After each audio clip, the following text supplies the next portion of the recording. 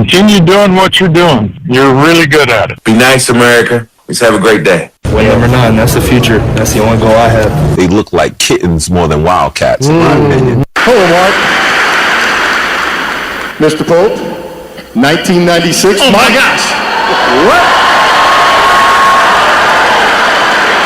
Hey, let's give it up right here. This is my guy. Yes. I'm so happy to see you. Hey, gratitude is a skill, guys. But if you practice, it will give you a joyful life regardless of your circumstances. 8 seconds. Morgan moving left, 7 seconds. Morgan, free throw line, 3 seconds. Morgan steps back, puts up the winner. Got it! She got it! Kentucky wins! Kentucky wins!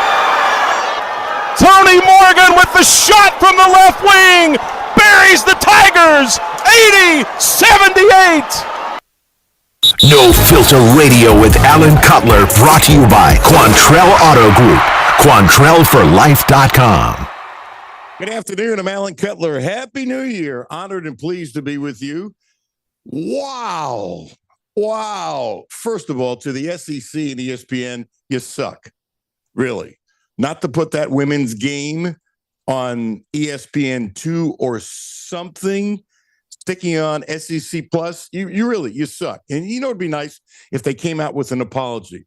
You know, there's a contract and we have to do this number of games on SEC Plus and that kind of stuff. And usually it's cupcake games, 11 versus 5. Now, granted, 4 months ago, they might have thought Kentucky was not going to be number 11. Okay, but if you know anything about women's basketball, you knew they were going to be good. You knew LSU was going to be good. That was awful. That was awful not putting them on TV. I was going to start with Cutter. I'm going to talk a lot about Cutter, and I have been on top of Cutter like nobody else for the past 2 weeks. Or as somebody mentioned to me on Twitter, I got you prepared for Cutter leaving because I had some information and had some knowledge. It's a beautiful thing. Anyway, let's start with the ladies first. I mean, they're getting skunked. I mean, really, early on, well, I looked at the score, and I'm going, this game is over. You're at LSU. LSU is unbelievable. LSU has had Kenny Brooks's number throughout his career. I mean, you're down there, and you're getting skunked. How about these ladies fighting it back? They had a 13-0 run. I mean, and they destroyed, and I mean destroyed. That is not hype. 45-29 on the boards. That's crazy. And Tiani Key, I don't know if she's had a better game, 17 points and 16 rebounds, career high 16 rebounds. And she's had an injury, and they've kind of, tried to get her to rest and stuff like that. And I don't know exactly what it is. But the point is, she played 39 freaking minutes after having a little time off. That's nuts. That's nuts. And at the end of the third quarter, LSU made a bucket to make it a 5-point game for them. And the LSU player told, guess what, Tony Morgan, get your blank up. I mean, she trash talk him, and wow. I mean, that's part of basketball. Hey, I don't know who trash talks more, women or men. I don't care. It goes both ways. It's just the way it is. And then, my goodness, thanks to the UK Sports Network, and Darren Hendricks had a great call on that. Good for you, Darren. That's the kind of thing you save forever. And Tony Morgan, what a shot. What a shot. Look, I expected Tony Morgan to be really good this year, and I said it before the season. Did I think she'd be this good? No, I did not. I thought she'd be one of the better transfers in the country. I don't know who the best transfer in the country is. I don't know. If there are 5 better ones, you got to tell me who it is. I mean, 39 minutes, 24 points, 7 of 10 from the field, hit all of her threes, missed 5 free throws. That's crazy.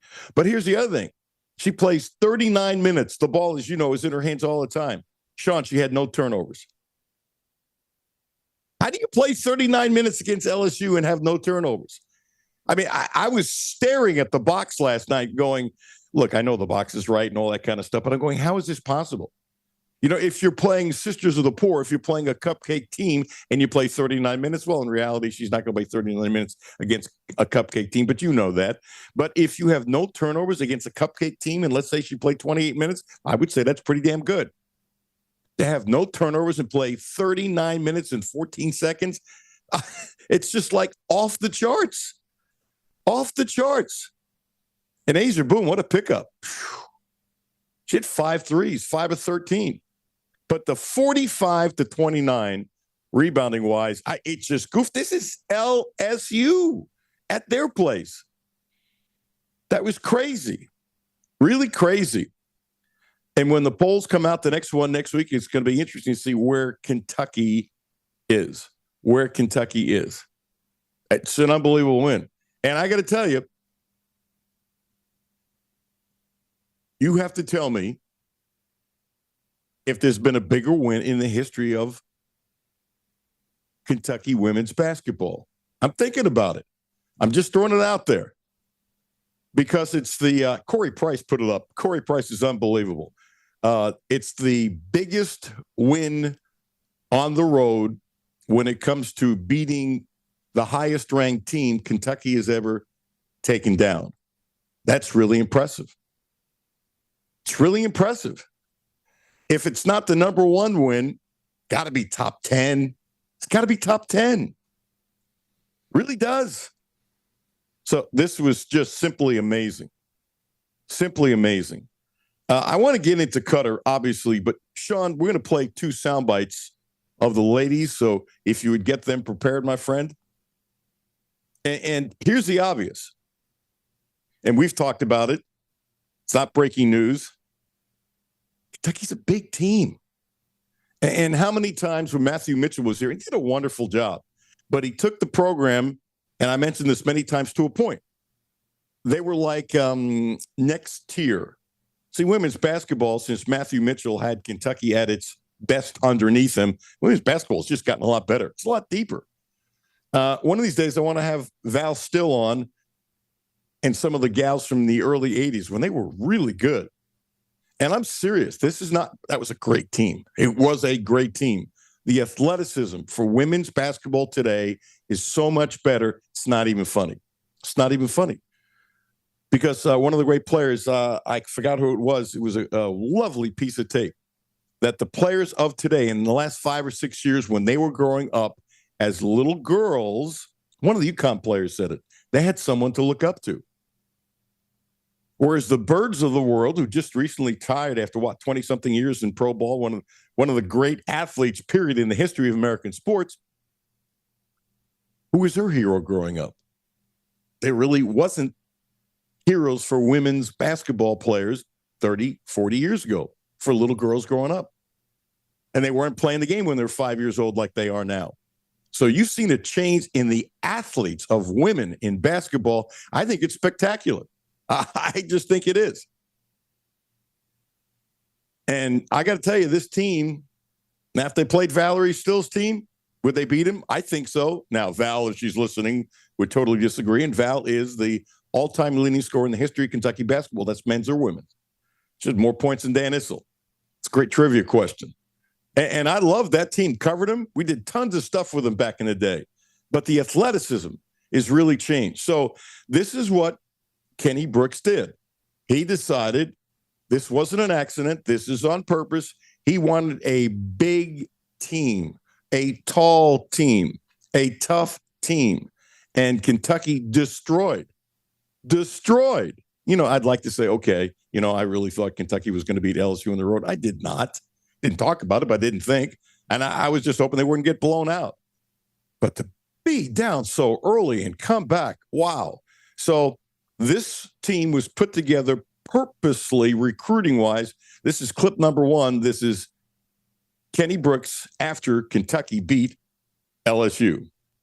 If you look at us, we're big. We're really big in a lot of different ways, and I don't think a lot of people understand how big we are, and we're long. Even with Tony's length, at the guard position, she wants to rebound, but I won't let her. Tell her to get back. But that's in her nature. Tiani's been, nursing a little ailment, with her lower leg in situation all year long. We gave her a little bit of a break. She came back as fresh today and has 16 rebounds. Clara Strack is really good on the boards. Jordan Obi, Jordan Obi's a 6'1" guard. Amelia Hassett didn't play well tonight, but she offers that too. But that was something we talked about. We needed to be bullish on the boards. Wow. Bullish on the boards need to be. Bullish isn't strong enough, Coach. Destroyed. absolutely unequivocally destroyed LSU on the boards. Okay, so here's the end of the game. And this is the play called by, as you will hear Morgan say, called by Coach. And Tony Morgan will talk, and then Kenny will talk. It's a really nice soundbite. Here it is. So Coach called a play and, came off the screen. Didn't like what I saw. I saw the time running down. I was like, I got to make a play. And we'll step back, went in, and that was it. Yeah. I'll add to that. One of the things that the conversation, she and I are getting to be, joined at the hip and understanding each other. And as I called the play, she asked me, when do you want me to go? She said, do you want me to go and shoot it when we have enough time to get a rebound? And I said, no. And I said, it's close to the clock. And they executed perfectly. She threw it in, and I think Claire got double teamed. And as soon as she let it go, I was right on line with the basketball, and I was like, that's going in. Yeah, and there was really nice shot of Brooks going a little crazy with a little dance, and why not? And think about it. LSU strategy, would I have double team Strack? Yes. Yes. Can't blame LSU for double teaming Strack. And wow, Tony Morgan, that was absolutely unbelievable. It really was. It'll be interesting to see how many sellouts for SEC games. And I said this last year, that this year would be the time where they were going to get tons of sellouts. All? No. Will the day happen where just about all the games are sold out at Memorial? I do think that's going to happen. It's a really good basketball team. There's a lot of good women's teams. I'm just going to throw this out there. I'm thinking about this, so I'm thinking out loud. Is it possible? I'm just throwing it out there. I'm not ready to declare this as a statement. Is it possible, more of a question, that top to bottom, quality-wise, the women in the Southeastern Conference are better top to bottom than the men? Just throwing it out there. Not talking about last year. I'm talking about this year. I don't think the SEC is as good men's wise as last year. I think the women, which were really good last year, I think they're better. Just throwing it out there. Just throwing it out there. It's something I'm going to be pondering for a while. And I want to talk to some experts. And I want to do some more studying, but, think about it. Look at all the teams that are in front of Kentucky, and they're number 11. Look at that. And look at the top 25 with the men. And are they as bunched up as the women? No, they're not. To Cutter Bowley. So what I've been saying. So I started this 2 weeks ago. And, okay, I'm getting busted by my dear friend, Dr. John Long, who's coming on at 12:30. I was way ahead of everybody on this. And it's being explained still incorrectly. Not taking a shot at anybody, still incorrectly.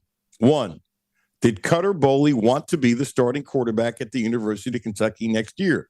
Yes. Did Will Stein want him to be the starting quarterback next year? No. Did Will Stein push him out the door? No. This is Will Stein's team. He needs to do whatever the hell he thinks is best. Well, guess what? If you listen to my show or follow me on TV going back to the 1980s, I've said this ad nauseum, I will basically always side with the player unless somebody did something wrong. Because the institution will survive. And there are too many kids when they're 40 years old didn't get a chance to play.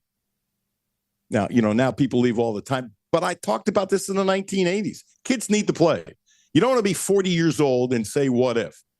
Plus, sometimes you don't play when you could be really good and somebody's better than you. And sometimes you don't play when you could be really good. And guess what? The coach makes a mistake. Coaches make mistakes. I'm not ripping any coach, particularly not, but they make mistakes. And I love this example. I've used it many times. Joe Burrow's dad, who was a defensive coordinator in college, told his son, don't lose your confidence because another coach made a bad judgment. In other words, guess what? You're not the starting quarterback at Ohio State. Ohio State one direction. Son, you got to leave. If Joe Burrow doesn't leave, what was it, a $250 million contract he's in the midst of now? I'm not saying that Cutter's Joe Burrow. I'm not saying that. I am saying, I told this to Shane Boyd 1,000 years ago. You got to play. You got to play. You got to play. So to me, this is not about money, even though the money is very interesting for what I hear out there. There's nothing negative to say to Will Stein. And by the way, if I wanted to, I'd say it just because he's new and it's going to be exciting to see what he does. That's great. Criticized Mark Pope in the last couple of weeks for a couple of things he said. Okay, you compliment when it's due and you criticize. It's a pretty simple deal. Nothing is personal. It's just not personal. And so what I have been saying for weeks now is that Stein has been recruiting over Cutter. That's not negative. That's his right to do. I don't know this, but I suspect that Stein has had a great idea of who the quarterback might be for quite a while, actually. If not, he's playing liar's poker, baby. That's going to be fascinating. And I'm getting some messages from people going, oh, my gosh, all these players leaving. I don't know what. Calm down. Now, it's possible a month from now, you shouldn't calm down. But I think it's really possible a month from now, you're going to go, holy crap, look at all the people, at least on paper, who are players who Stein and his staff brought in. I'm very optimistic that Stein's going to bring in more talent. I really am. Absolutely am. If I'm wrong, I'll say so. But that's been my feeling all along, not just with Stein, but his staff and how they do things. So I'm positive. So for those of you getting uptight now, why?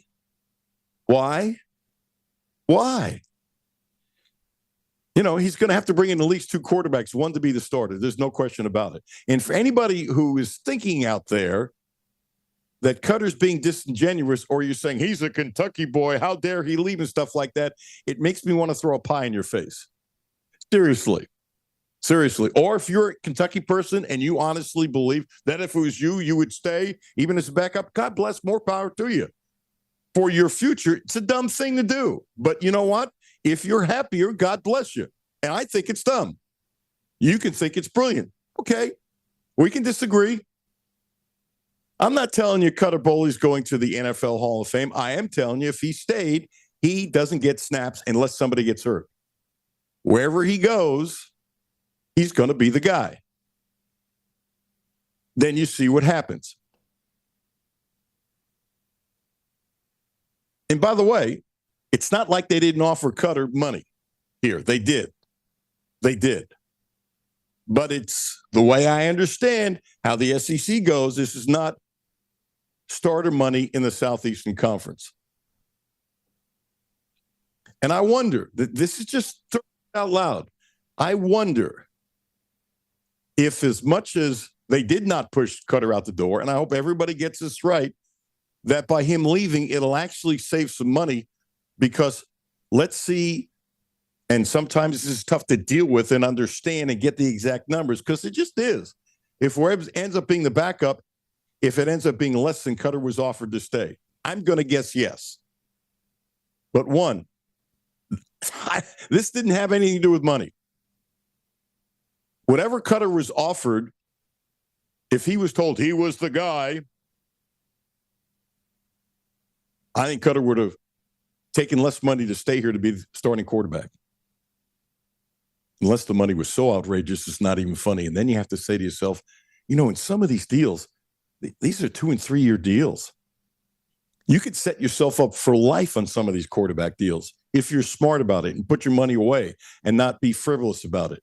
And think about it. You could be 21, 22 years old and have enough money put away that you can go get a job if it's not in the NFL and you can just have it grow and you're done. You're done. That's pretty goofy. And if anybody's offering that kind of money versus what was offered here and you think that's disingenuous, God bless, more power to you. More power to you. Me, couldn't disagree with you more. Cutter wanted to be the quarterback here. That's not negative towards Cutter, what's happened. It's not negative towards Stein. Just not. It's just not. And by the way, guess what?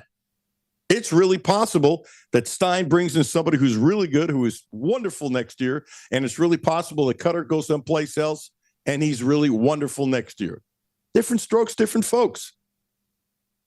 It's what it is.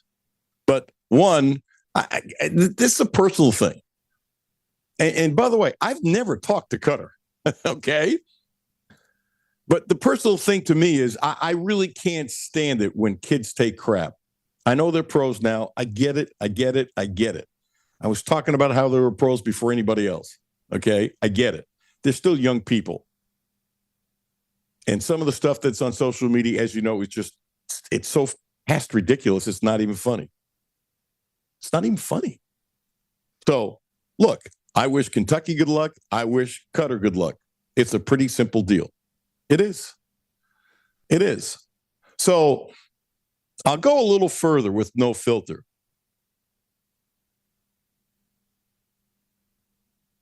And I'll tell you why I didn't say it. And I'm going to say this slowly. 2 weeks ago, even though I said it was 50-50, and I'm not being disingenuous, but when I explain this, hopefully you'll get it. Like the end of last week, I said 50-50, but on the short end of him staying. That's how I put it before Christmas. Before that, that's not what I was saying. Before that, I was saying it was 50-50. And I'll tell you why I was saying that. Sean, this might sound nuts, but the truth is people change their mind, okay? And so 2 weeks ago, if I was going to bet, I'd have bet $10 that Qatar was leaving. Here's why I didn't say it that way. And if you think this is disingenuous or crazy, I'm just being brutally honest. People change their minds. Coaches change their minds. Sportscasters change their minds. Sean changes his mind. Players change their mind. I think basically 2 weeks ago, it was my opinion that Qatar was not going to be here. But I did not say it. The one thing if I said it, guess what? I said it 2 weeks ago. I did not. I'm not going to lie to you. And here's the reason why. Things change. Things change. In recruiting, there are tons of examples. I'm getting away from Qatar where someone has committed to a school and at the last minute, and that commitment is legitimate. Absolutely, unequivocally legitimate. And at the last minute, there's a change. Since I've been doing this in this town outside of a short stint since the 1980s, and I know that, I would have looked ridiculous if I said what I believed based upon knowledge, not guessing that Qatar wasn't going to be here. Look, I'll give you a scenario. Suppose Kentucky has had a quarterback wrapped up for 2 weeks. And by the way, I don't know that. I do not know that. Okay. And then somebody else came in and from under Kentucky's feet, they got that quarterback to go somewhere else. And then all of a sudden, maybe Stein circles back and says, hey, you're the guy. Could that have happened? Sure. Did it happen? No. So if I do that 2 weeks ago, I'd look ridiculous. And there were too many unknowns. Coaches change their mind in recruiting. Some agent might have gotten more money for a particular quarterback or a player. That's normal stuff. So that's why I said it the way I said it. For 2 weeks, I've been saying the same thing until the other day when I said 50-50, but less than 50%. And then I kind of knew. But it could have changed. Sean, you get that? You think the public gets all that? There's nothing negative on either side, and I ain't kissing anybody on either side. Stein's the coach. He really wants. And you know what? Cutter's got to take care of Qatar. He's got to start. If they offered him, I want you to comment, Sean, but I want to do one more thing. I am telling you, I believe this from my heart. Now, first part is me. The second part is guessing that's what Qatar would do. Notice I said guessing. If it's me, and let's say Qatar was offered $1 million to stay at Kentucky. And he could have made, let's say, $1.5 million. I wonder if anybody's going to get $1.5 million as a backup. You know, it's interesting. 4, 5, 6 years ago, all of a sudden the backup quarterbacks in the NFL started making more money. And matter of fact, it was after I started the show, and I said, it's about time. It's about time. And people were giving Atlanta crap for keeping Cousins, and I said it was smart. Yeah, it was smart. Your first-round draft choice has had knee problems. He's been hurt a lot, and you're putting everything on him, and suppose he's not that good, or suppose he gets hurt. And guess what? He got hurt. It was smart to keep him. So I wonder what the value is going to be for backup quarterbacks if it's going to go up. But the backup quarterbacks, they got to play. They want to play. it's that simple. I am telling you, if Cutter was offered a bunch more money as a backup, which in all probability that would not happen. So I'm just saying it straight out. If he was offered a bunch more money to be a backup or have a legitimate competition for the starting job, there was going to be no legitimate competition here if they're bringing somebody else and paying him more money. It's not true. It wasn't happening. And I said that's disingenuous. Anybody think there was going to be legitimate competition whoever they brought in? No. If they bring in somebody and they're going to pay him a ton of money, it was to be the starter. If they couldn't get somebody for the starter and they bring somebody else in and it was close, that could be competition. That's not what Stein wants to do. Stein wants to bring in a guy. Do I blame him? No.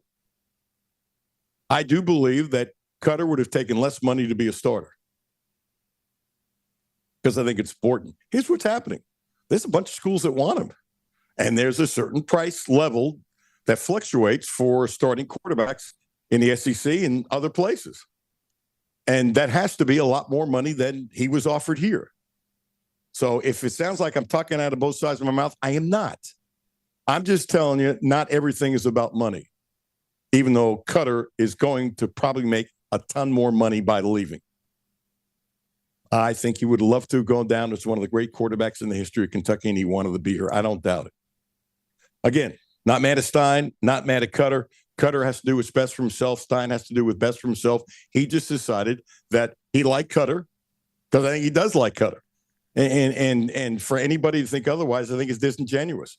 But he would be a backup plan. You're Cutter, you can't be a backup plan. There's all kinds of schools that'll pay you a lot more money to be the man. To be the man. Multi-year contracts. It's interesting. Multi-year contracts. This thing has changed.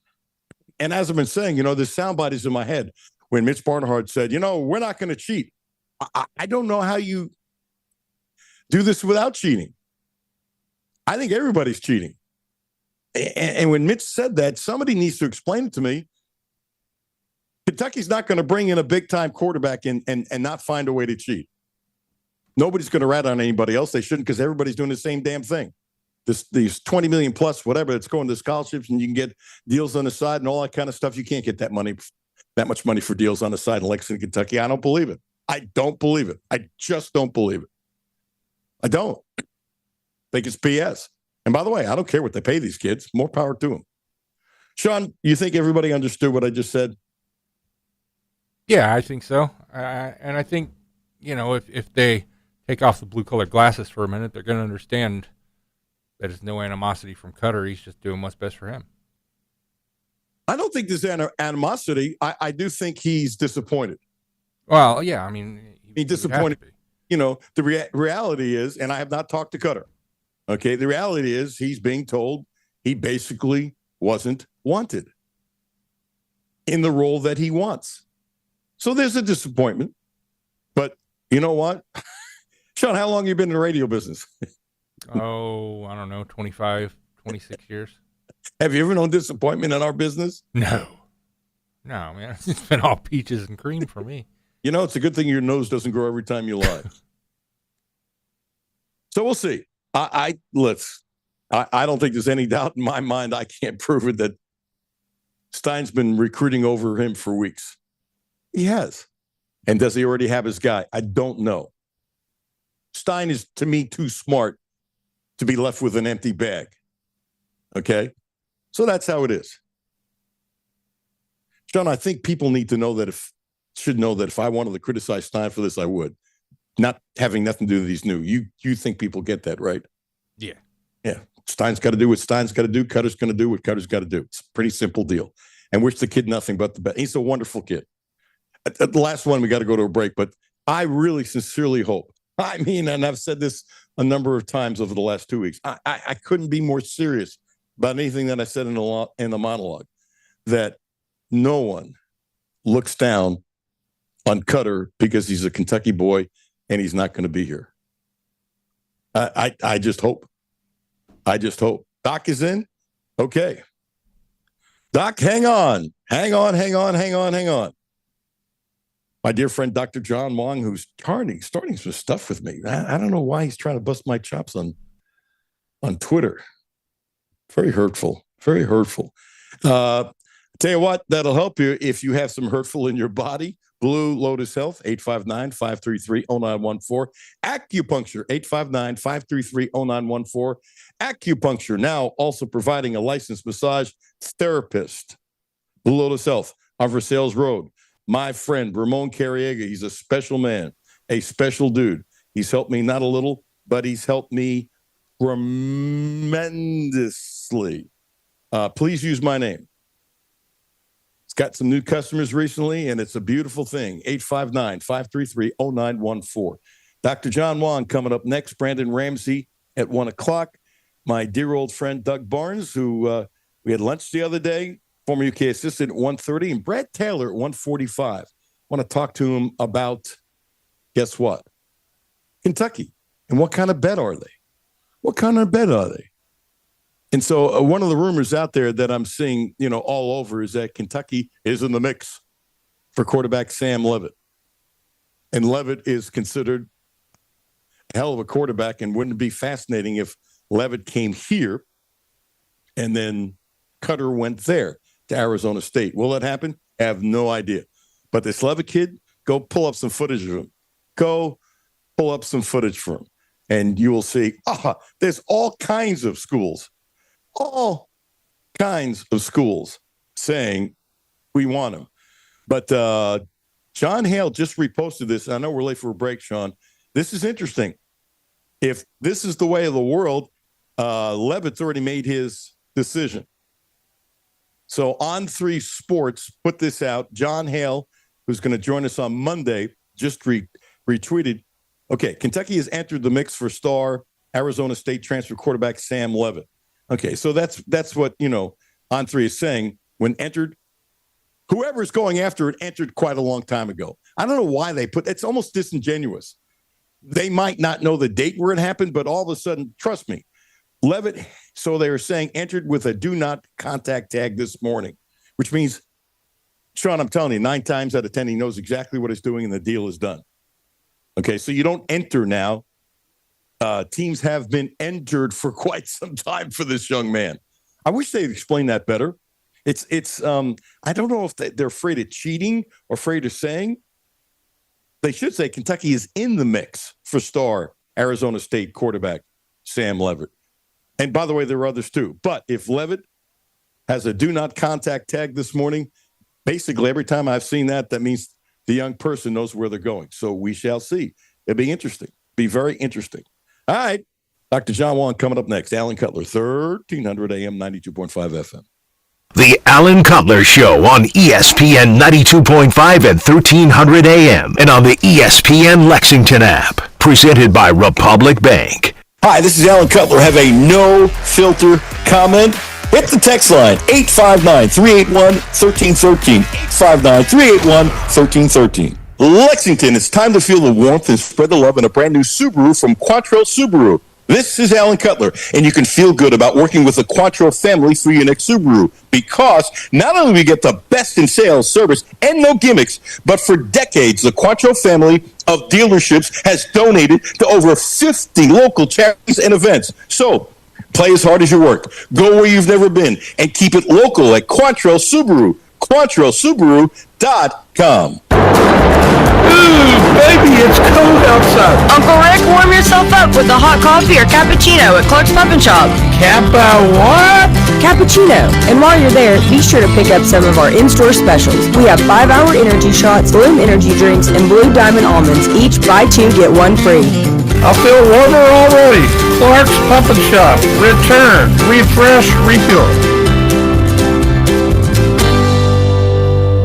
Houchins Insurance Group is proud to partner with Auto Owners Insurance, a company that provides opportunity for independent agents to make insurance simple for their clients, offering risk management services that range from a renter's policy for your college student to home and auto coverage for your entire family. Houchins Insurance Group assures you that nobody works harder to keep you protected from life's uncertainties. Reach out to AJ Boss or Zach Bennett at 859-263-2771 to see if Auto Owners Insurance makes sense for you. My name is Terry Schultz, CEO for the Rutherford County Area Habitat for Humanity. Republic Bank has really been a game changer. They have invested not only financially, but time to really listen so that we can move our mission forward. What I like about Republic Bank is they've come in asking, what are your needs? And I don't know that you get that any other place. That's Terry's story. Now let's get to work on yours. Republic Bank. Time to thrive. Member FDIC. ESPN 92.5 and 1300. Live and local. Weekdays from 10 to 3. Get the ESPN Lexington app. Just search ESPN Sports Lexington in your app store. Back to No Filter Radio with Alan Cutler. Podcasts on Apple, Spotify, and Google. Monday through Friday. Tell you why Zoom, which is on YouTube. One, Dr. John Long above me. Two, your head is crooked. So for the folks that are watching on YouTube, you're going to give them a headache. And if they have a hangover from New Year's Eve, Dr. John Wong, yeah, fix it. There he goes. Okay. Glad the strongest thing I drank today was too much coffee. Dr. John Wong, co-author in Cut to the Chase and 8 total books. Been writing about sports for quite some time after retiring from being a wonderful doctor. Helped my son 1,000 years ago with braces and stuff like that. Hello, Doc. Happy New Year. And as you say, son, why are you busting my chops? No, I'm not busting your chops, Alan. In fact, I am so honored to be your first official guest here on the Alan Cutler Show in 2026. I don't know if that adds any credibility to your show or not. It probably doesn't, but I am so grateful. I'm happy to have you as a friend, and you were one of the most instrumental people in launching this second career, you and Oscar Combs, my second career as a media member, as an author. So I do want to thank you. That's before we put on the sparring gloves and start, as you say, busting each other's chops. How could I be mean to you after you saying you just diffused me?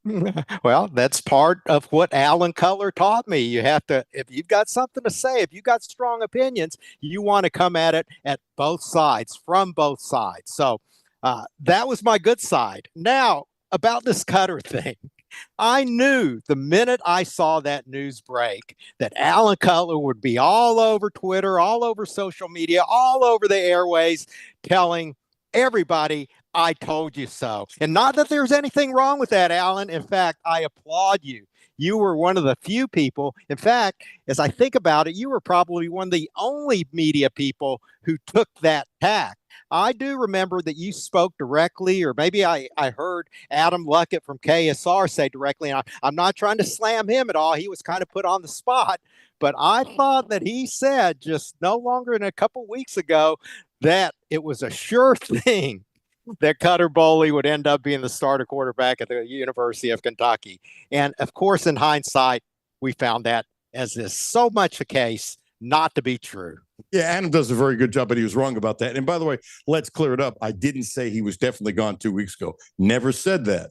What I said was it was 50-50. What I said is that they were recruiting over him. What I said is that he wanted to be a starting quarterback. And if he wasn't going to be a starting quarterback, he would leave because there were places that would pay him a lot more money. And it's not just all about money to be the starter. And as I mentioned in the monologue, the reason why I held back slightly on purpose is because, well, suppose Stein goes after 3 guys and gets turned down before the portal opens up. And now you got Cutter here. You might go to him and say, you know what? We've thought about this and now you're the guy. So could that have happened? Absolutely. I've done this too long. People change their minds. So that's why I couched it, even though 2 weeks ago, when I first said it on that day, he was absolutely not going to be the starting quarterback. And I knew it. But things change all the time. And so I would have looked ridiculous. That's why for a better part of 2 weeks, I was saying 50-50. At the end, though, I said it was 50-50, but less than 50-50. And the other thing is, and I know you agree with this, I really, really hope, and I've pushed this really hard, people aren't mad at him for leaving. It's not his fault. It's not. I haven't heard anybody be mad at him so far. Okay. At least I haven't seen anything like that. Well, it's official now. And I've tried to use what influence I have to let people know that, wish the kid good luck. Wish the kid good luck. Now, I wonder if they would feel that way if he went to Louisville. That's not the point. But the point is, and by the way, probably not. Let's don't go too far there. Yeah, I know, but that would be about that or Tennessee would be the only 2 places. But the truth is, the kid's got to go what's best for him. what's best for him.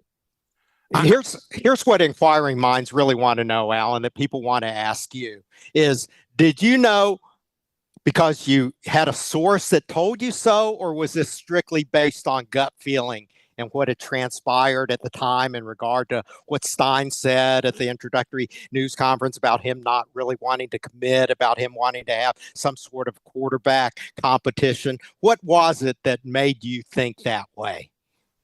You know, I'm never going to have you on again because that's the perfect question to ask me that I didn't want you to ask. It's the only thing I didn't want you to ask.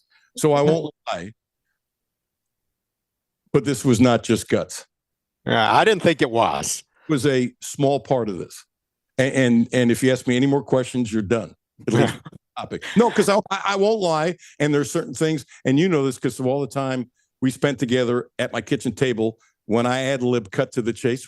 People were buying it last month, which is a beautiful thing, which we both appreciated, because you find out things, and there's certain times you don't say a word. You just don't. And I've always kept my word, and I'm not changing it. Now, people can guess where I got it from, and different sources where I got it from, and they might be really wrong. So it's interesting, and that's okay.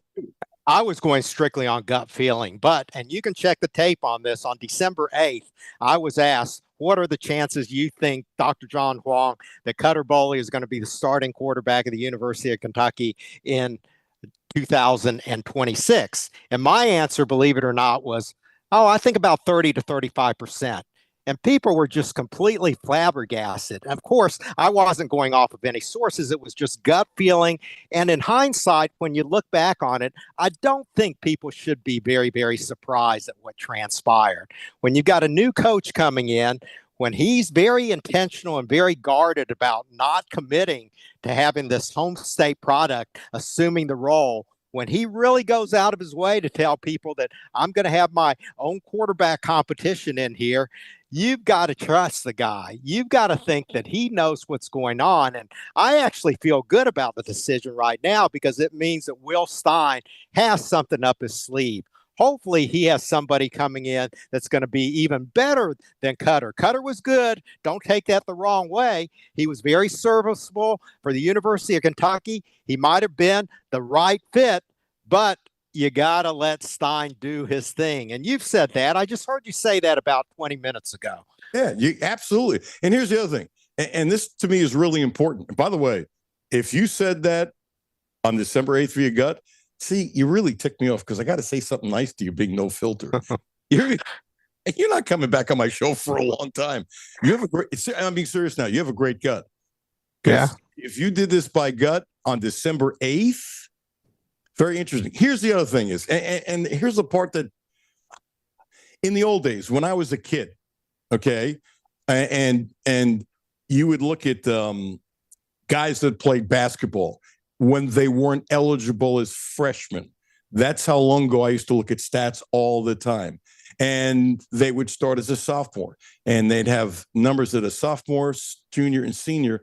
And I can't tell you how many, and the percentage is high, how many players each year went up a little bit because they kept on getting better. And the whole thought process, if you're a great player, the crescendo should be your senior year.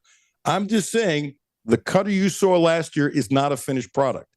I think for as much as he played, I think he was great. Hang on.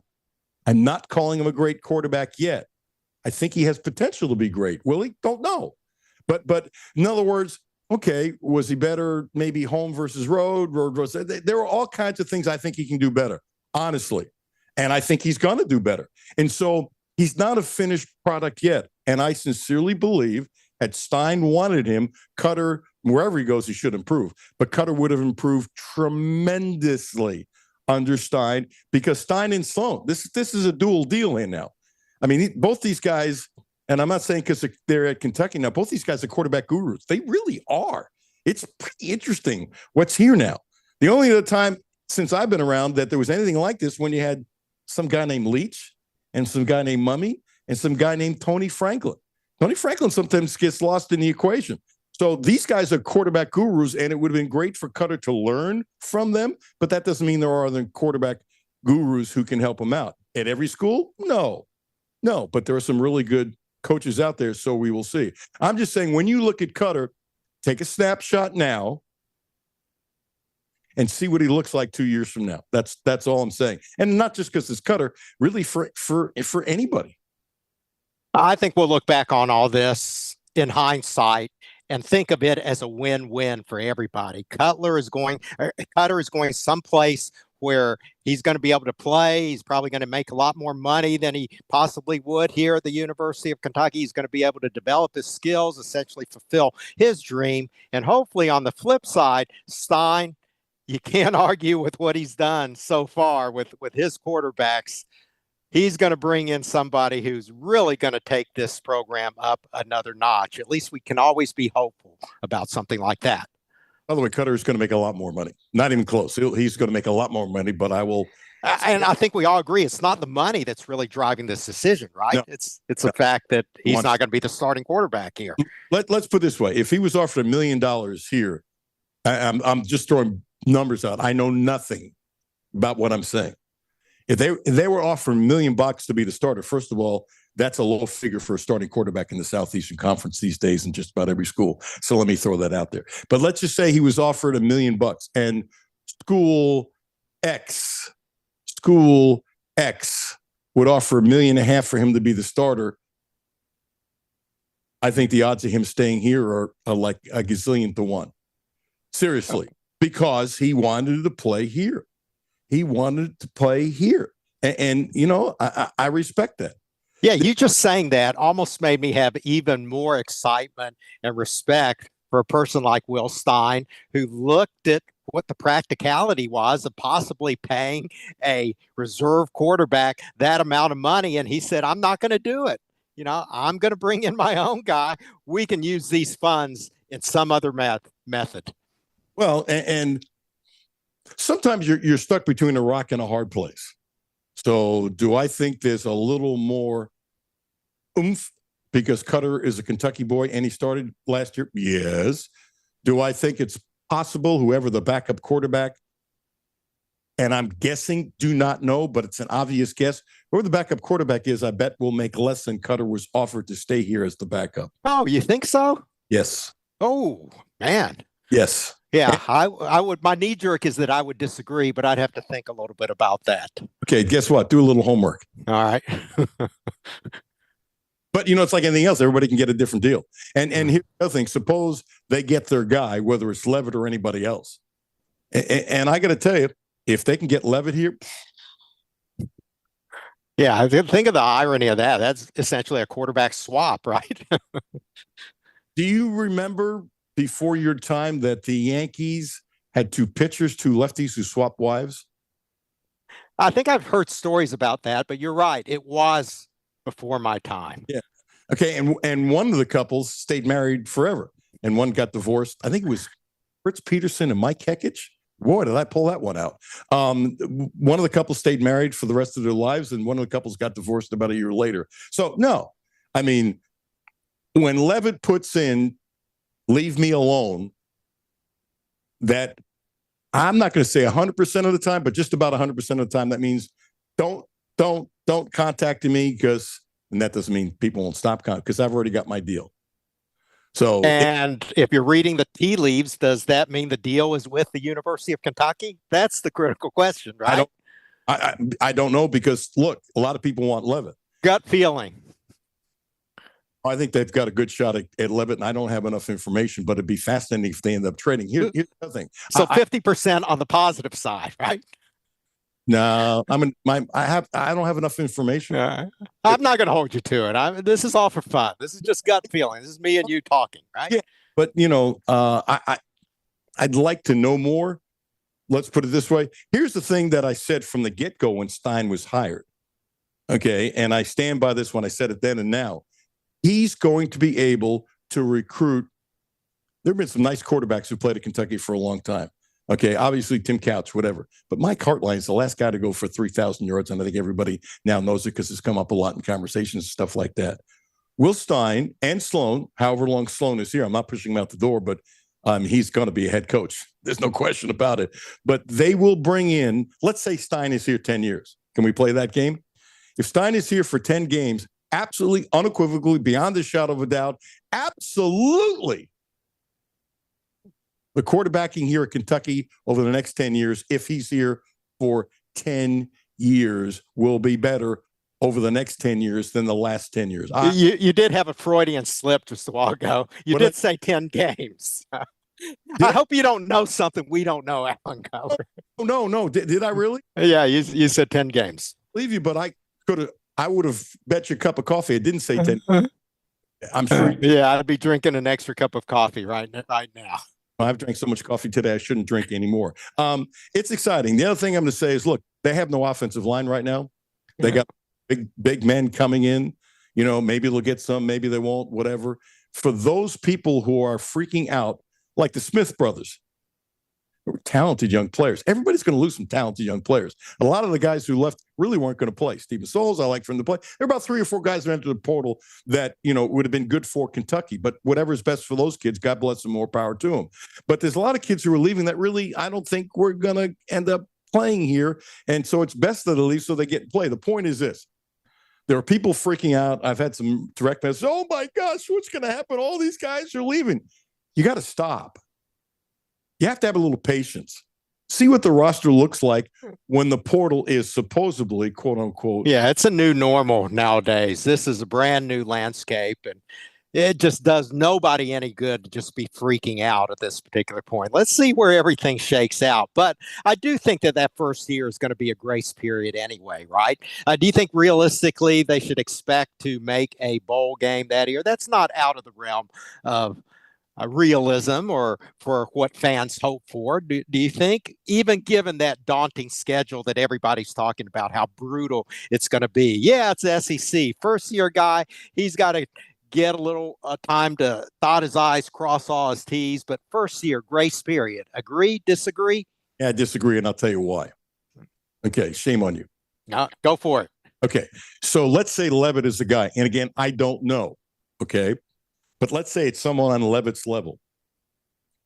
I've said this forever. Others have said this. This is not breaking news. Quarterback, let's put it this way.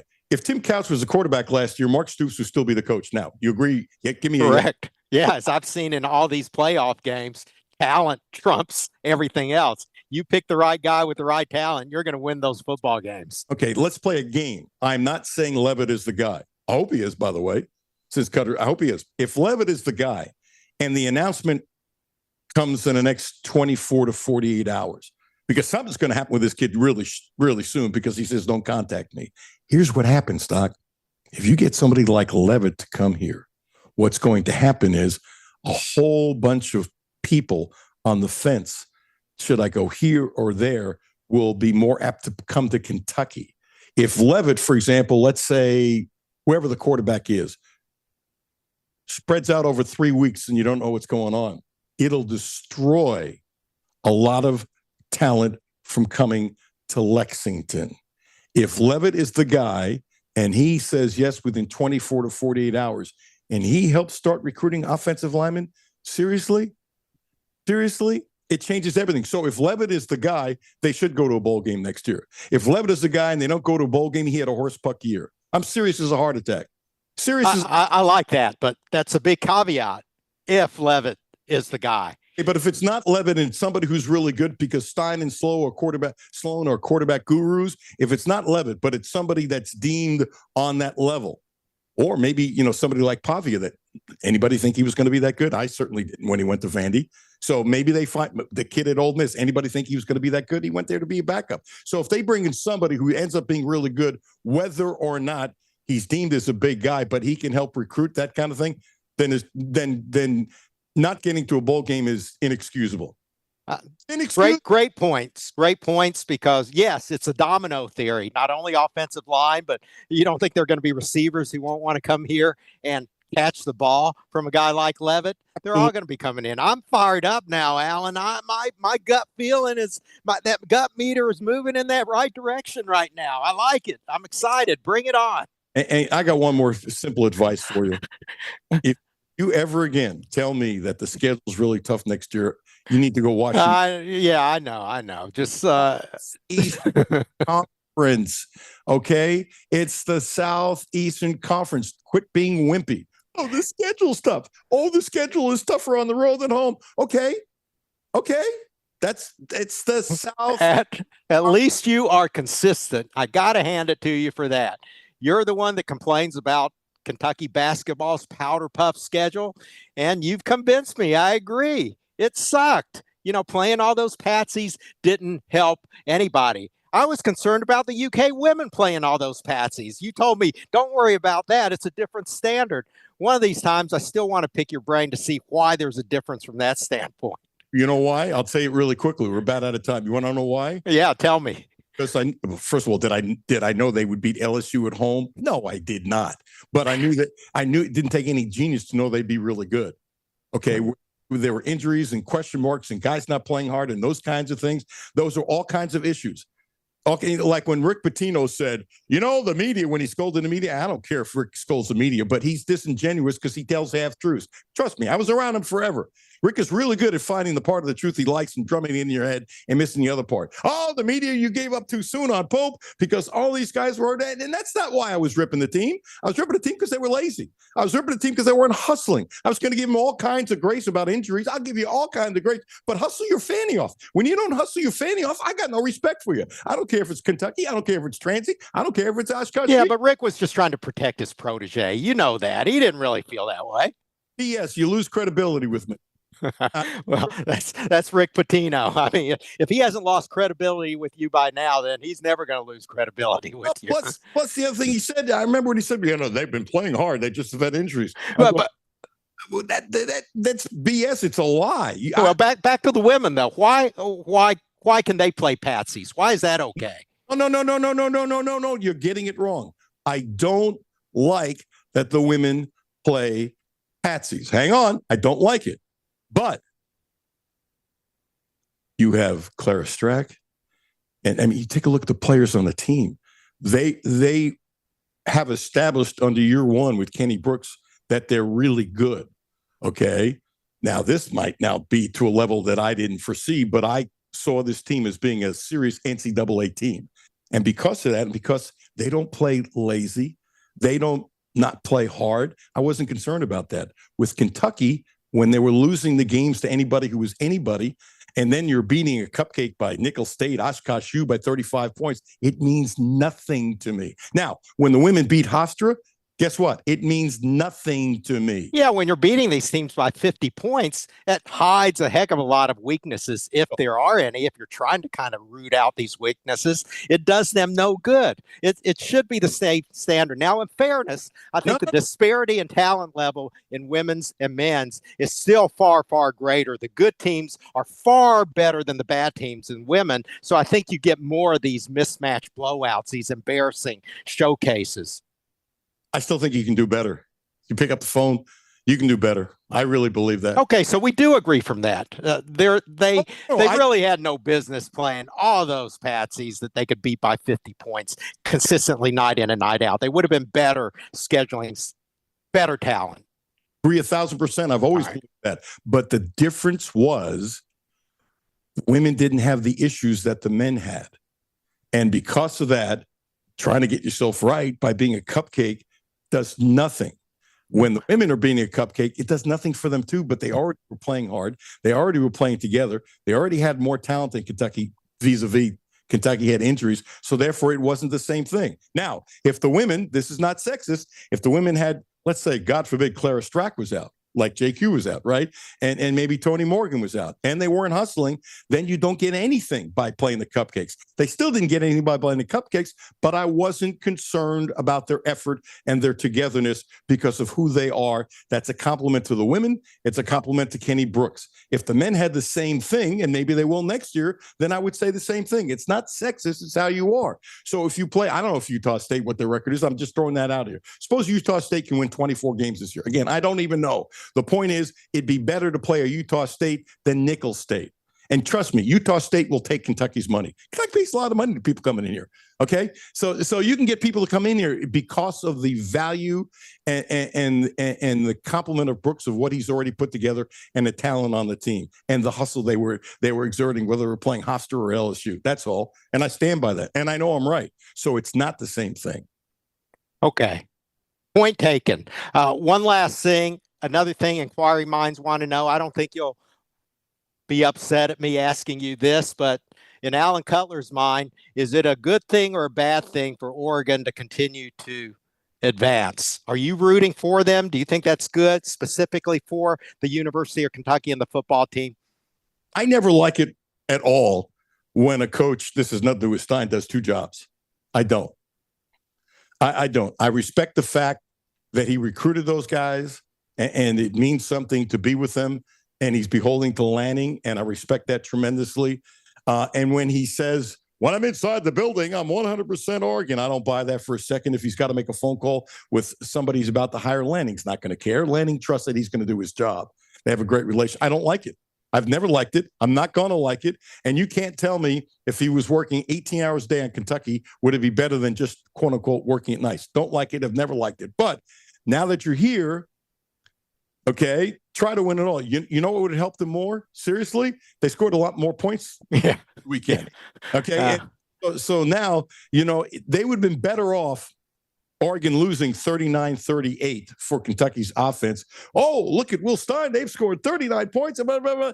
They couldn't do squat offensively. Well, in fairness, they did, statistics-wise, they did fine. It was just they had some turnovers and didn't convert. And, yeah, all that counts. I agree, and I'm not disagreeing with you. I don't think it hurts Stein. That's not what I'm saying. But had they scored 39 points and had some spectacular plays, but I've watched some of the plays, like the end around the pitch and how we do it in the angle on the pitch and that kind of stuff, and the fake and certain things that were set up and how their guys pull and stuff like that. There's a lot of little things he's doing that I'm watching the plays going, I didn't see that here last year before. No, I'd want the guy to be here, but I respect it's a difficult thing. You can't tell me if you're working 18 hours at Kentucky that it's going to be just as good as working for 3 hours for Kentucky on the left coast. Come on, stop it. But if he does win it all, though, that has to add a little bit more cachet to the recruiting pitch, to credibility-wise. Not that the guy is needing any more than he has right now, but a national championship actually puts you above the.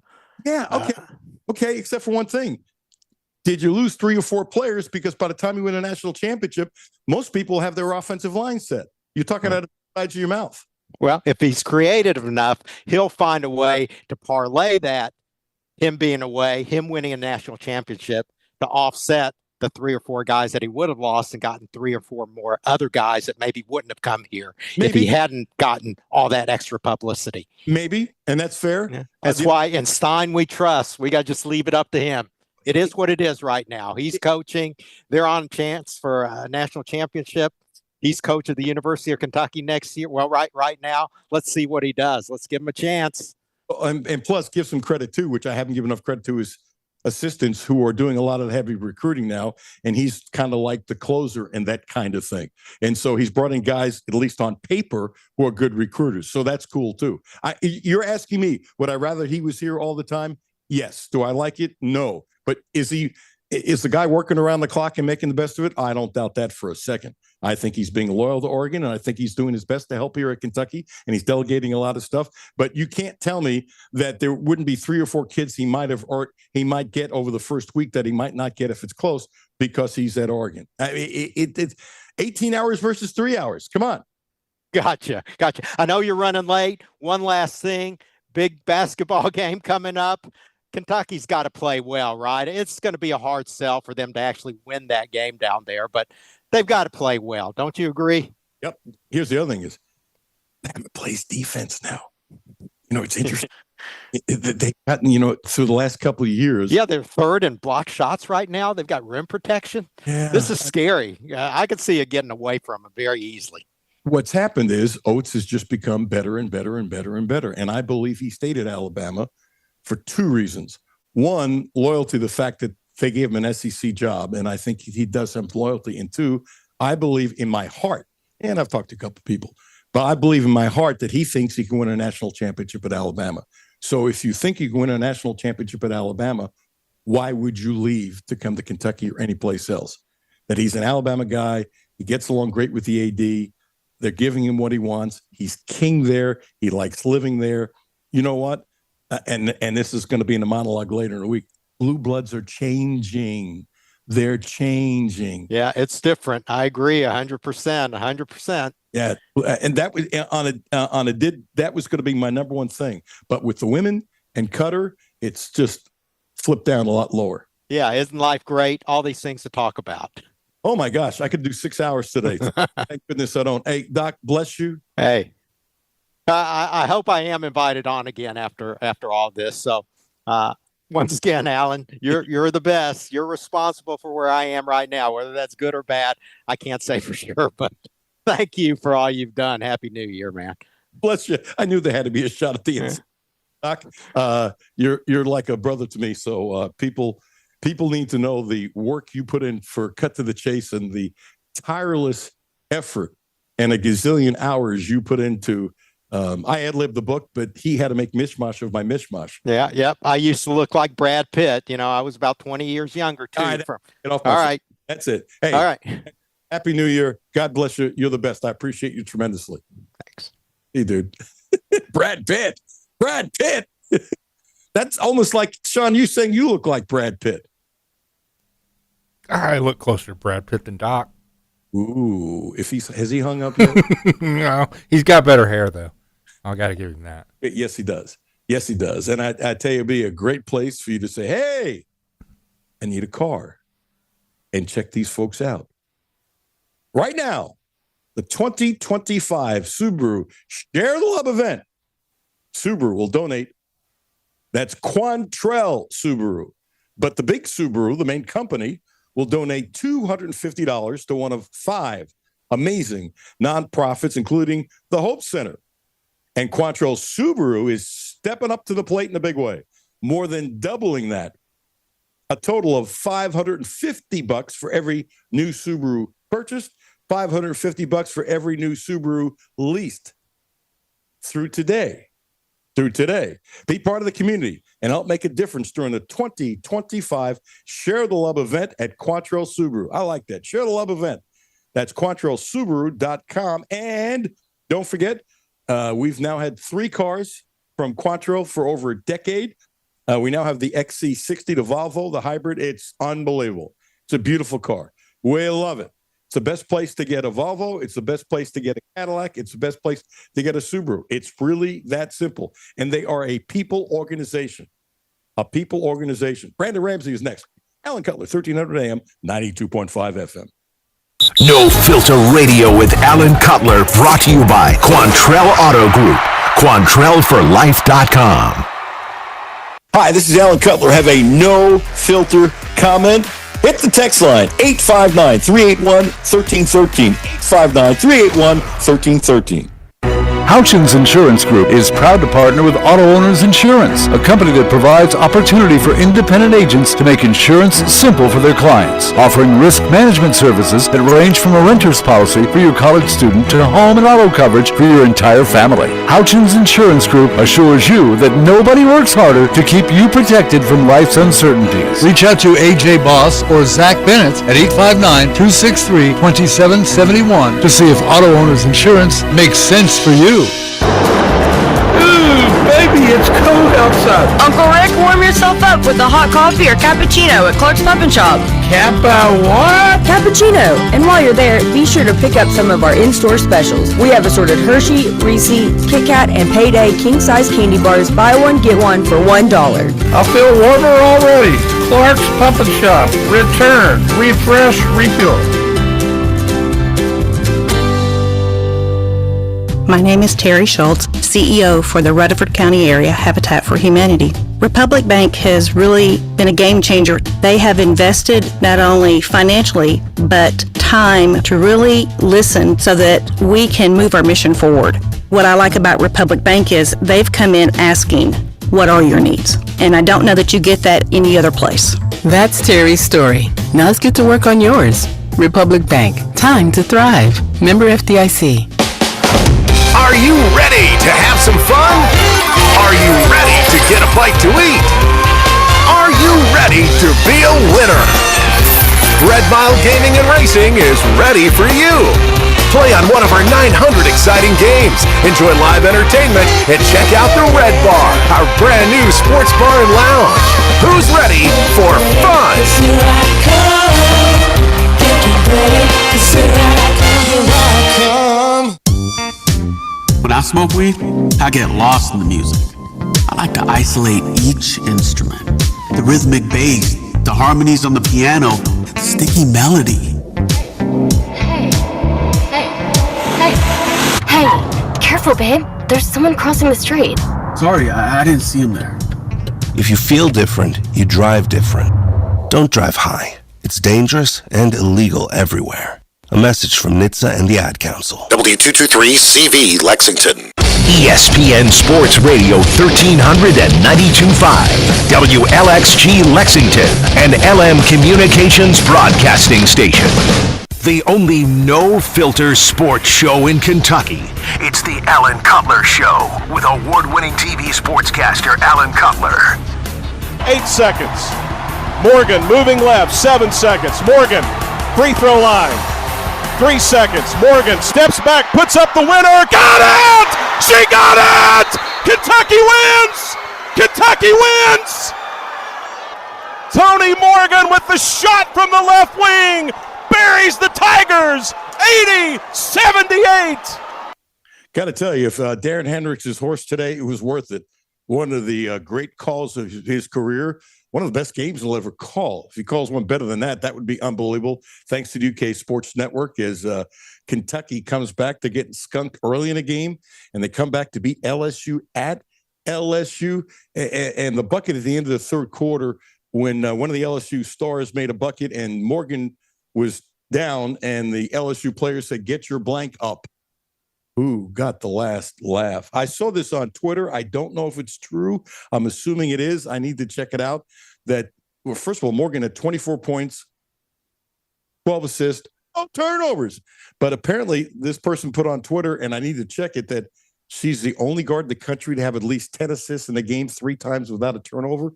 I don't know that, but I need to check that out. I guess it's possible. That's just crazy. It's what a win for the women. What a win. Now, ladies and gentlemen, without further ado, a man who's got no sleep because he's watching basketball 24/7, does a wonderful job with KSR as he's a former coach, and his breakdowns of videos you need to see. Brandon Ramsey, how are you, dude?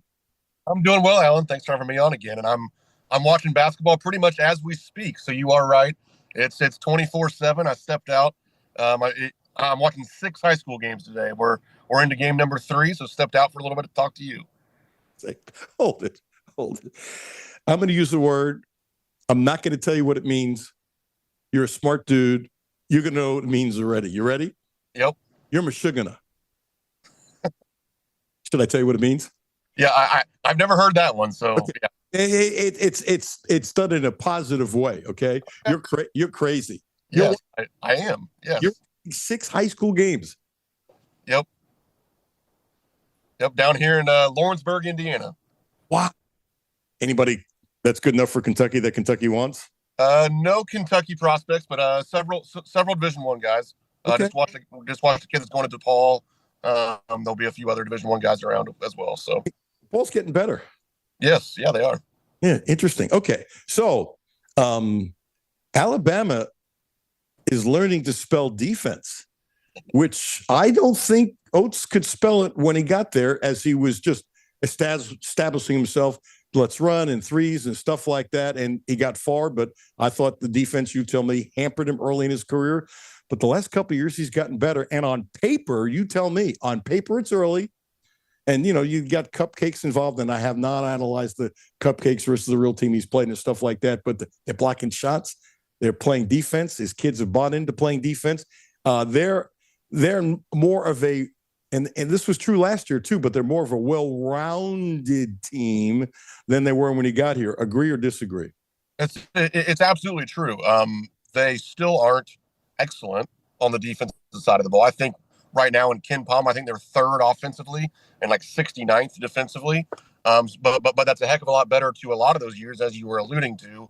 It was usually like top 5 offense and like 100, 125, 150 on the defensive side of things. So that they 100% have gotten better. And as you said, really their rim protection and just overall athleticism has been a really big part of that. They're able to cover up some mistakes at the rim with guys like Aiden Sherrill and some of their big guys. They can really block shots. Taylor Bowen, a guy that Kentucky targeted a little bit in the transfer portal as well. That front court can really block shots. and then with their athleticism on the perimeter with their guards as well, it's certainly a group that can make scoring more difficult on opponents than they probably have in recent years. But yeah, just as the defense is as good as it's been, quite frankly, I mean, I've been diving into the film. I think this might be their best offensive team that in Coach Oates' now 7 years there as well. They are really, really good offensively. Wow. Maybe his best offensive team. I think so.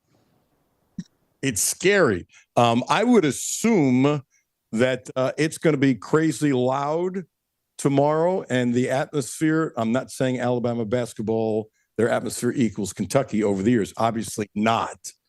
But I'm going to suggest that the atmosphere there tomorrow will be something that a lot of these kids on Kentucky have never experienced before. You know, going on the road in the SEC is just different. These kids are going to have to adjust. There's no question about it. I'm assuming that they will. But if they haven't been called some of these names, they're going to be called some names they probably don't know what the hell it is, right?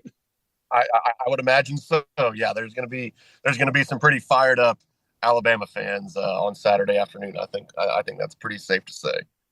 Is there pressure on Kentucky more so than normal to show that they're getting it together versus, let's say, if they were ranked number 3 in the country, and let's say instead of 9-4, but a couple of those games against the good teams that they would have won, let's say they were 11-2 or 12-1. Is there more pressure on them to win tomorrow because they've been so unsuccessful against the good teams overall when you look at the record? Or do you think these kids don't give a rat's? They don't, not that they don't care, but they don't think about it, and they're going, we just have to do tomorrow for tomorrow? I think there's some additional pressure there, and maybe even, I mean, certainly Big Blue Nation is not one for moral victories, so I'm not necessarily going down that road, but probably even more so than truly winning at Alabama, because I think that even if everything was great, you can go down to Alabama and lose, and that's just part of it. They're really, really good. But I do think that there's definitely pressure on Kentucky to be very competitive tomorrow. I think that there's definitely pressure on Kentucky to have a chance to win. Just kind of say after the final media timeout, it needs to be a 2 to 3 possession game with a chance to fight and find a way at the end, so that we don't continue to kind of snowball this narrative that Kentucky just can't compete with really good teams across college basketball, because that's, you know, quite frankly, the way that we've seen it through the non-conference slate was that outside of obviously St. John's and Indiana, Kentucky was largely not super competitive against the best teams that they played. So do I think there's pressure to go down to Tuscaloosa and win? I mean, there's always a ton of pressure on Kentucky to win every basketball game they play, but I think that probably the added pressure is to just be very competitive, give yourself a chance to win, so that it's not just another notch in that, like, well, you know, one of the best teams in the SEC, one of the best teams in the country. It's clear that Kentucky isn't on that level, especially now, assuming that you're going to have a full slate of players at your disposal and Kentucky's going to be healthy and working towards 100%. I think that you need to be able to build some momentum with that full complement of players to show that second half against St. John's wasn't a fluke, that these guys, when healthy, can be in that top tier of teams across the SEC.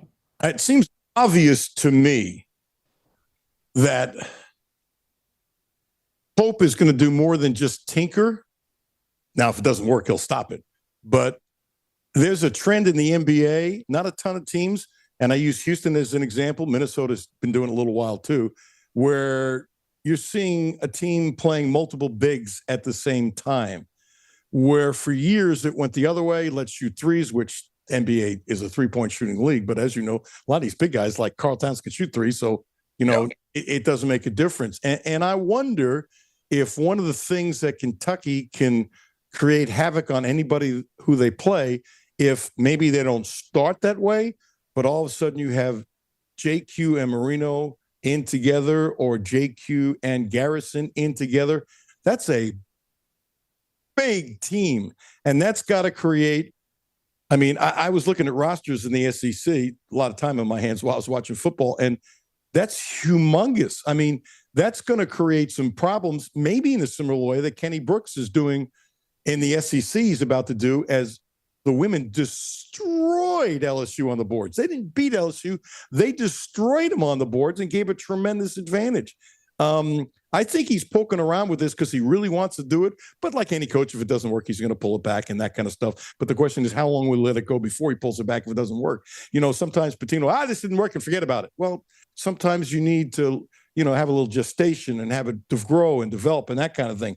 I think he's tinkering with something in a serious way, whether it works or not. That you get JQ as a power forward. Are you freaking kidding me? Didn't say a bad word, did I?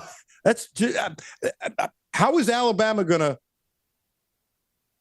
stop that if you have JQ at 4 and Marino at 5? It'll be tough for Alabama because their fours are that kind of more skilled pick and pop sort of four-man that, a guy like JQ, even a guy like Brandon Garrison, whoever it may be at the 4, would have some physical tools that would make it hard for them to match up. And I do think that, especially if you see Coach Pope, if you see Kentucky continue, I mean, the word smash mouth has came up, several times. Coach Pope used it in his own press conferences, talking about this team. I think that if that is going to be an identity that works, then that's going to be a lineup that you continue to see more of. Is it going to be 40 minutes a game? Obviously not. But, if it's one rotation per half or whatever it is, just to really give you an advantage, probably defensively a little bit, especially around the rim, and then certainly to dominate the glass. And we saw that in some of Kentucky's recent wins where all of a sudden that offensive rebounding, when Mo Diabate came back, and then with experimenting with some of these bigger lineups, with Jaden Quint's in there, Kentucky had some great success on the offensive glass. Alabama is a bad defensive rebounding team. There's not very much that they're bad at. They are a bad defensive rebounding team, like 290th or something in defensive rebounding percentage in the country. So I think that this could be a game where, it's going to be hard to keep Alabama from making threes. There's going to be times where it's hard to keep up with them offensively and keep scoring enough to stay in the game. But man, a really good way to get yourself some kind of extra possessions and extra points is to get second chances on the glass. And usually those turn into being high percentage or high efficiency shots off of offensive rebounds. So I think if Kentucky can dominate the glass, especially on the offensive end on Saturday, it could go a long way to stealing one in Tuscaloosa, because it's definitely an area where Kentucky could have a major advantage against Alabama. I guess the obvious thing is I could see a tremendous advantage for Kentucky that way, but do you want JQ with his knee out on the court trying to guard somebody who's going to take a 3 with as big as he is and a great shot blocker is, with a little fake? You would think these little people, because anybody he's guarding is going to be little in comparison, that he might have a lot of trouble with that. It's certainly, yeah. I mean, it's always a trade-off when you throw lineups in like that. Like, I think you would have to try to match it up with certain lineups where maybe there's a little bit less shooting at the 4 for Alabama. If they throw a slightly bigger lineup in to match you, I think that's part of kind of the chess game between the coaches. Is maybe you roll that lineup out there and you see if Coach Oates is going to match it with a couple bigs, or if he almost goes small to try to combat it on his end. And then you see, okay, well, what for at least a rotation here, what wins out? Is it our rebounding, or is it their spacing and 3-point shooting? And if it doesn't work for you, just like you said, okay, well then we scrap it maybe at least for this game.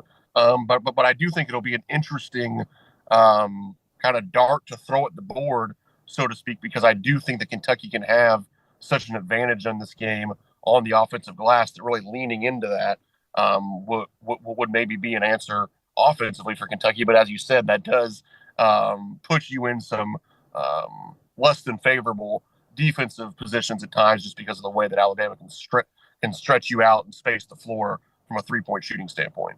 I guess if Kentucky wins, they'll finally be in the top 25. Yes, they definitely will. Yeah. I mean, they could probably jump, close to the top 20, honestly, with that sort of a win. I mean, going on the road and winning at Alabama, obviously they're already knocking on the door of the top 25. So yeah, I would expect them to vault in there pretty quickly. Seems to me the obvious that the entire season is on pins and needles with glue and tape and gaffer's tape of holding Lowe's shoulder together. I mean, it's like, first of all, give the kid credit. He's gutting it out. There's no question about it. What pound for pound, Kid's really, really tough. But to think, I don't know about a miracle, that'd be a little too much. But to think that this kid can go through the entire SEC where he's going to get banged around a lot more, guys are going to go after his shoulder. There's no question about it. That just the way it is, set a hard screen. Maybe he can go around it. Maybe he can't. That's just all part of it. But to have your season relating to that, Brandon Ramsey, that's got to be a tough way as a fan, Mr. KSR, Brandon Ramsey, of putting your whole season on a line with a shoulder. It is, yeah.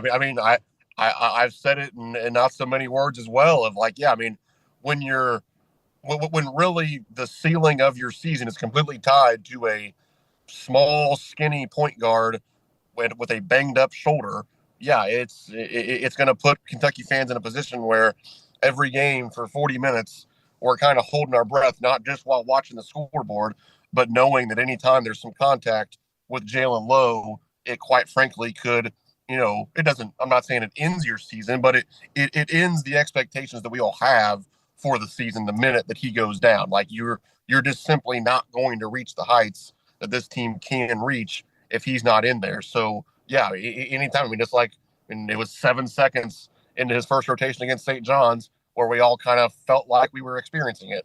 Luckily, he was able to bounce back from that one. Is he always able to bounce back? How many more times do we have to go through that? We'll see. But it's certainly going to be one of the biggest storylines, quite frankly, for Kentucky going forward. Is just every game, what's the injury report like? How are people responding to some hits? Is JQ staying healthy? Is Jalen Lowe staying healthy? Somebody else get injured at some point? Like, it's a long, grueling SEC schedule. You're pretty much playing twice a week. Wednesday, Saturday, Tuesday, Saturday from here on out. It's not easy to stay healthy through that. Forget about the guys that are already banged up, but can Kentucky stay healthy as a unit through the rest of this season? We'll see, because we know what it looks like when they are healthy for about one half of basketball, but we also know what it looks like when they're not healthy. And there's a pretty big chasm in between those two realities. Anything else not related to a shoulder or a knee that either concerns you or maybe you think will give you joy with this Kentucky team this year, Brandon Ramsey? I'm going to be interested to see what the shooting looks like going forward in SEC play. Obviously, and that especially pertains to Cam Williams. Obviously, we saw him get hot, make 8 threes against Bellarmine. Bellarmine's not on the schedule for the rest of the season. So, I don't think that he made those shots only because he's playing Bellarmine. A lot of times it's open shooters are making open shots. And he's going to get more open opportunities with Jalen Lowe back playing point guard. But if he can be that sort of shooter, then I do think that is an extra kind of, another just major positive for Kentucky going forward beyond getting healthy. It's getting the Cam Williams that we all expected. And I talked about that with Otega Owe as well. Like getting him to play like the preseason player of the year was a big part of this Kentucky team growing, not just the injuries. So the other piece of that is Cam Williams. If he can be a 40% shooter, that's almost like adding another piece to the team that you didn't have before, because that wasn't what he was bringing to the table for most of this season. So I'm anxious to see what his percentages look like as we get deeper into SEC play.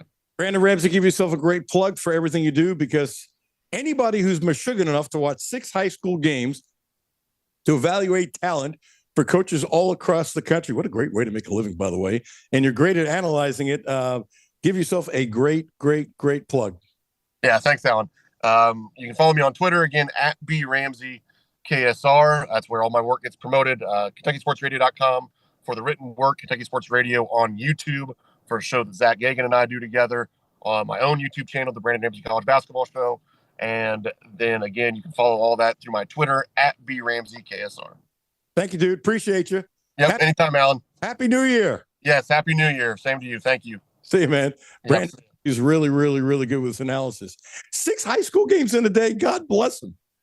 But Sean, that's what he does for a living, and he loves basketball. Sean, you would really like his man cave. He's got a hell of a man cave for his work. I bet he does. Just about have to. Big basement, plenty of TVs, refrigerator, computers, the whole thing. The guy loves what he does. He's great at what he does. Excuse me. And it's tough to come up with a name that he doesn't know. which is what he does. Anyway, Brandon Ramsey, thank you so much. Doug Barnes, my old buddy, former UK assistant, is coming up next. Don't forget about Terry Page. Terry Page. She's off this week. Back next week. Butler, Kentucky, Monday and Tuesdays. Thursday and Friday in Lexington. Text her, call her, use my name. She's a great licensed massage therapist. Please use my name. 859-373-0578. 859-373-0578. Alan Cutler, 1300 AM, 92.5 FM. The Alan Cutler Show on ESPN 92.5 and 1300 AM and on the ESPN Lexington app. Presented by Republic.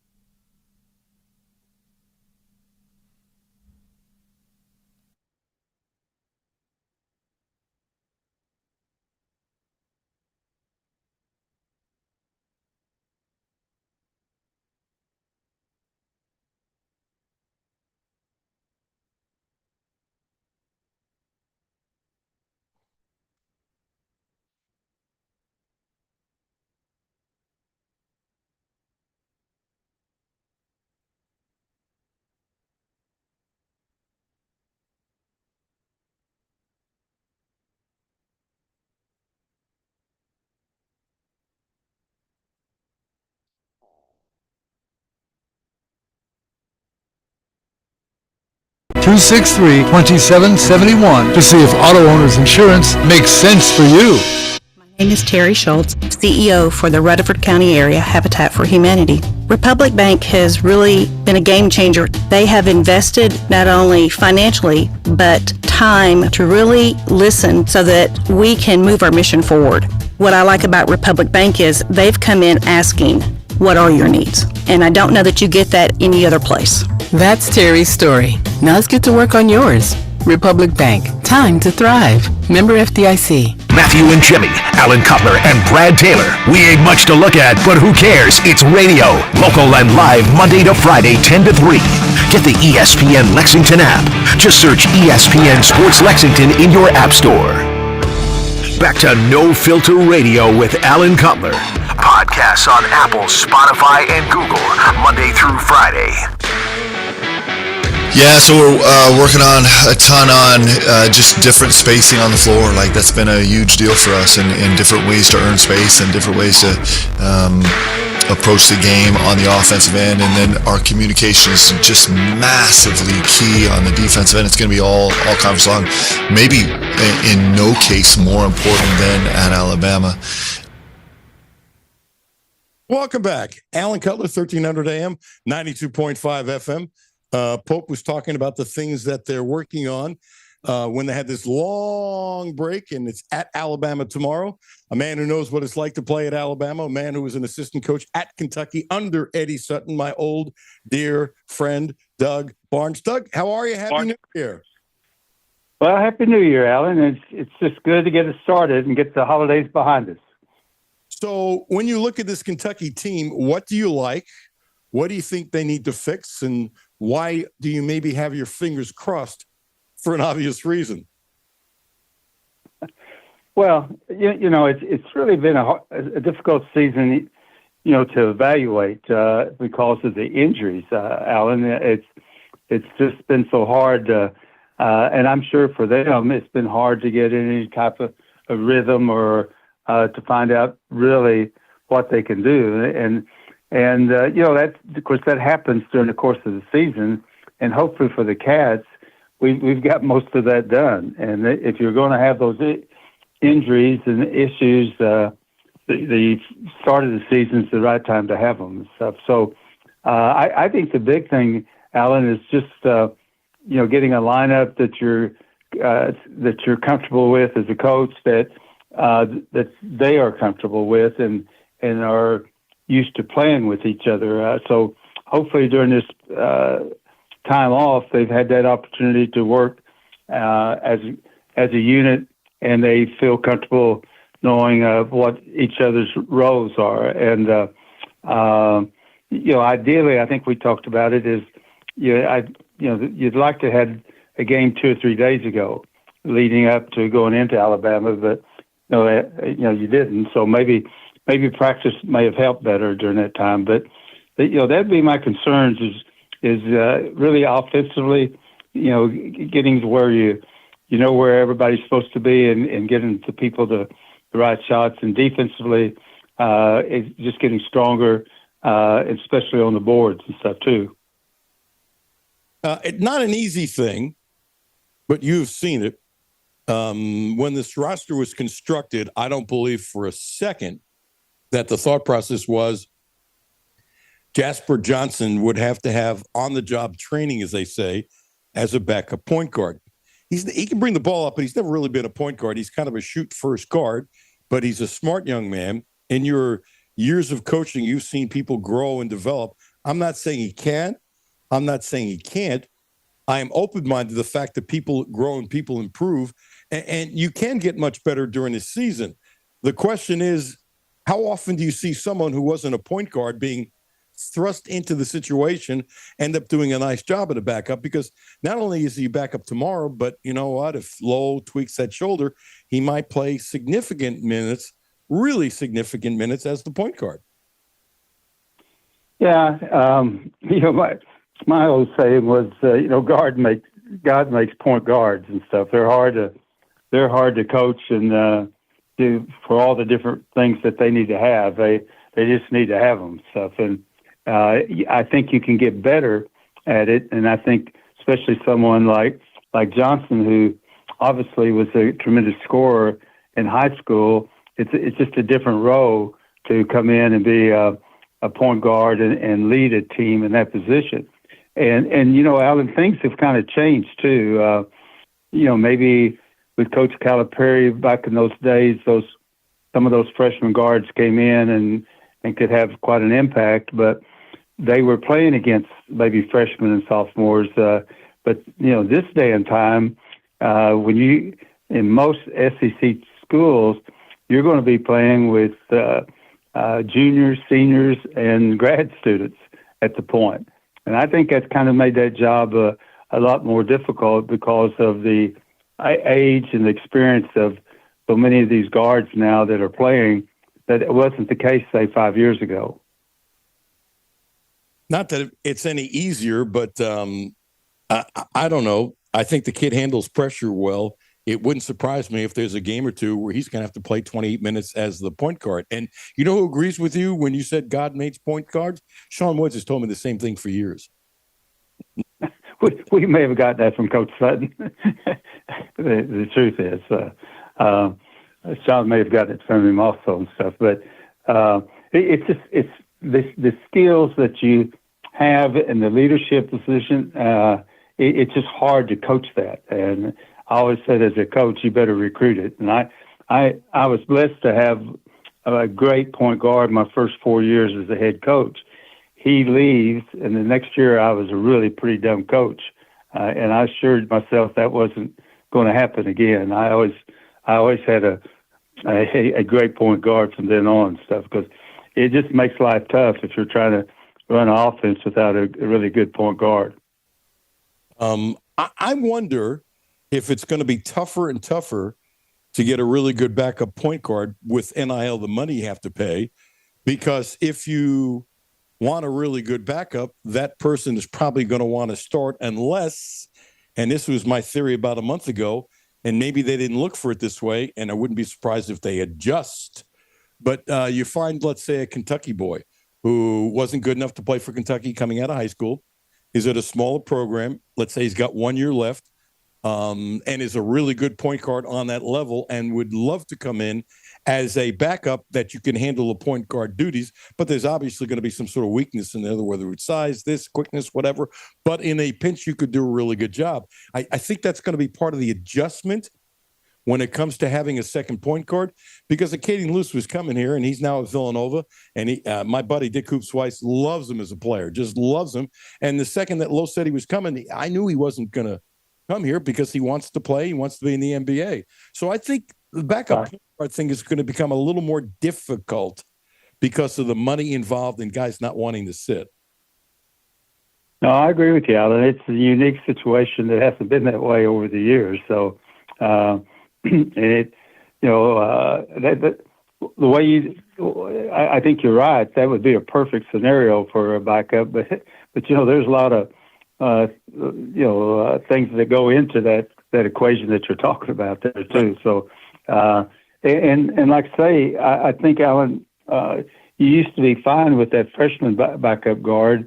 But I think the guard play with this transfer portal has really gotten stronger because of the experience that you end up having and stuff. So it's just not like it was maybe, again, 4 or 5 years ago. I think what you're saying, Doug, and it's a really good point, that, a freshman backing up who's not, let's say, McDonald's All-American, that kind of player who would be a player that Cal would get that, might be a lotto pick, that it's a little more difficult because you might have that second-tier point guard who might have to go against somebody 25, which is a hell of a lot different than a 9-year-old who's got a little experience. And I think the age factor is a secondary reason as to why this becomes more difficult. Yep, I agree. It's just the game has changed, and putting the teams together obviously has changed quite a bit. By the way, I just saw this for the first time. Let me break in for a second. SGA, Shea Gilgeous-Alexander, is the Sports Illustrated 2025 Sports Person of the Year. And oh, wow. And some of the numbers that he's doing, I forgot what it was, but it's like he went a couple of weeks without even playing in the fourth quarter because they were so far ahead.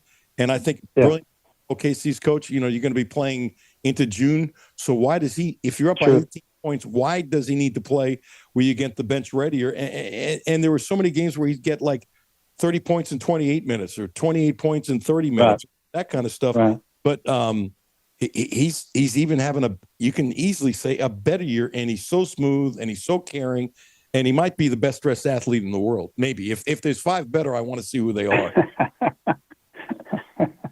Well, and thank goodness, he's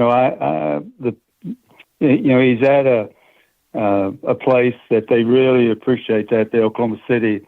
I was just over a week ago and stuff, and he has a ton of fans there, and what support they have for the Thunder and stuff. So, good for him. But he obviously is really a hard worker and works on all the right things and has the right approach to the game. So I couldn't be happier for the young man. The other thing too, he's humble and he's sharing, and he includes his teammates in everything that he does, and they love him. And he's got the other reason why I like him. He reminds me of a guy who's 50 years old, who's still a great player at the YMCA because he's got all the moves, but he does it at his speed slow. And it amazes me how slow he can be with the ball, yet so smooth and so effective. I mean, he just sets people up and creates spacing without speed. Now, he can't move, but he creates so much spacing when he's in control. It's unbelievable. Yeah, he really. I mean, the big thing about quickness and is the fact having it under control, and like you say, he really is under control and can kind of hit the button. It seems like, and then he's gone and stuff. I've enjoyed. I don't normally watch a lot of pro basketball, but last year and even the start of this year, I just enjoy watching him. Well, I enjoy watching the Thunder play. They really play a good brand of basketball. And of course, we can't forget about Casey Wallace. And the career that he's having there, he is watching him grow. You can tell this year he's a better shooter than last year, and he's a big part of their success and stuff too. So the two of them are good contributors from Kentucky. Yeah, not only that, but they value defense, and he knows his role, and he's a great defensive player. Doug, he really is. I'm late. I'm over, but do you have one more comment about tomorrow's game? Well, it ought to be a great one. You're looking at two teams that, Alabama's averaging, can't remember, like 94 points a game, and then you got Kentucky. So it ought to be a game that hopefully the Cats are ready for, because it's going to be a tough place to win. But it ought to be a high scoring, and when I say that, it kind of comes down to what team can stop the other team, I think, will be the difference. But hopefully it'll be the Cats tomorrow.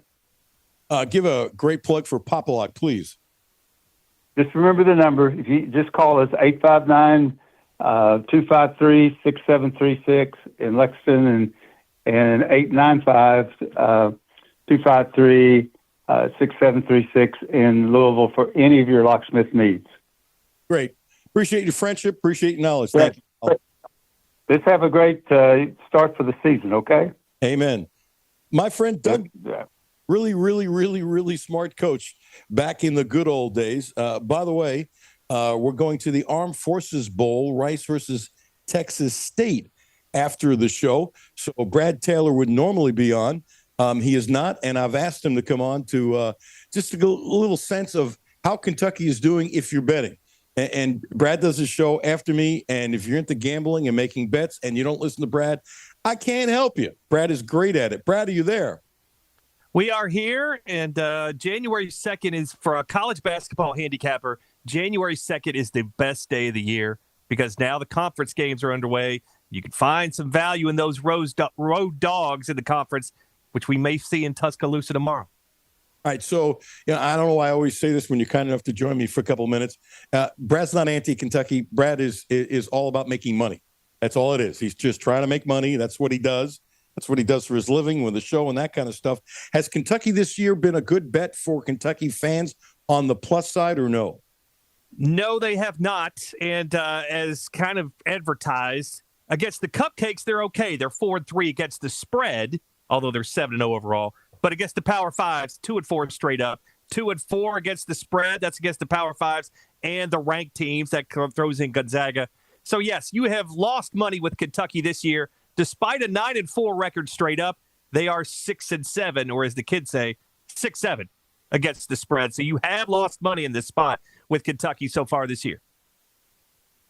You said that, I'm going, no, he's not going to do that. He's not going to do that. Of course he is. The 6-7.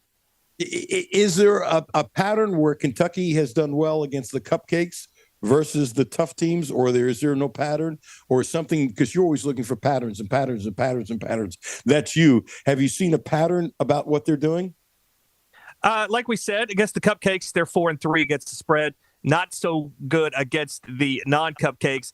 But the thing that kind of, if you're looking at history, and when you're looking at a coach's history, I don't like to look at a coach at another school. Just look where he's at right now.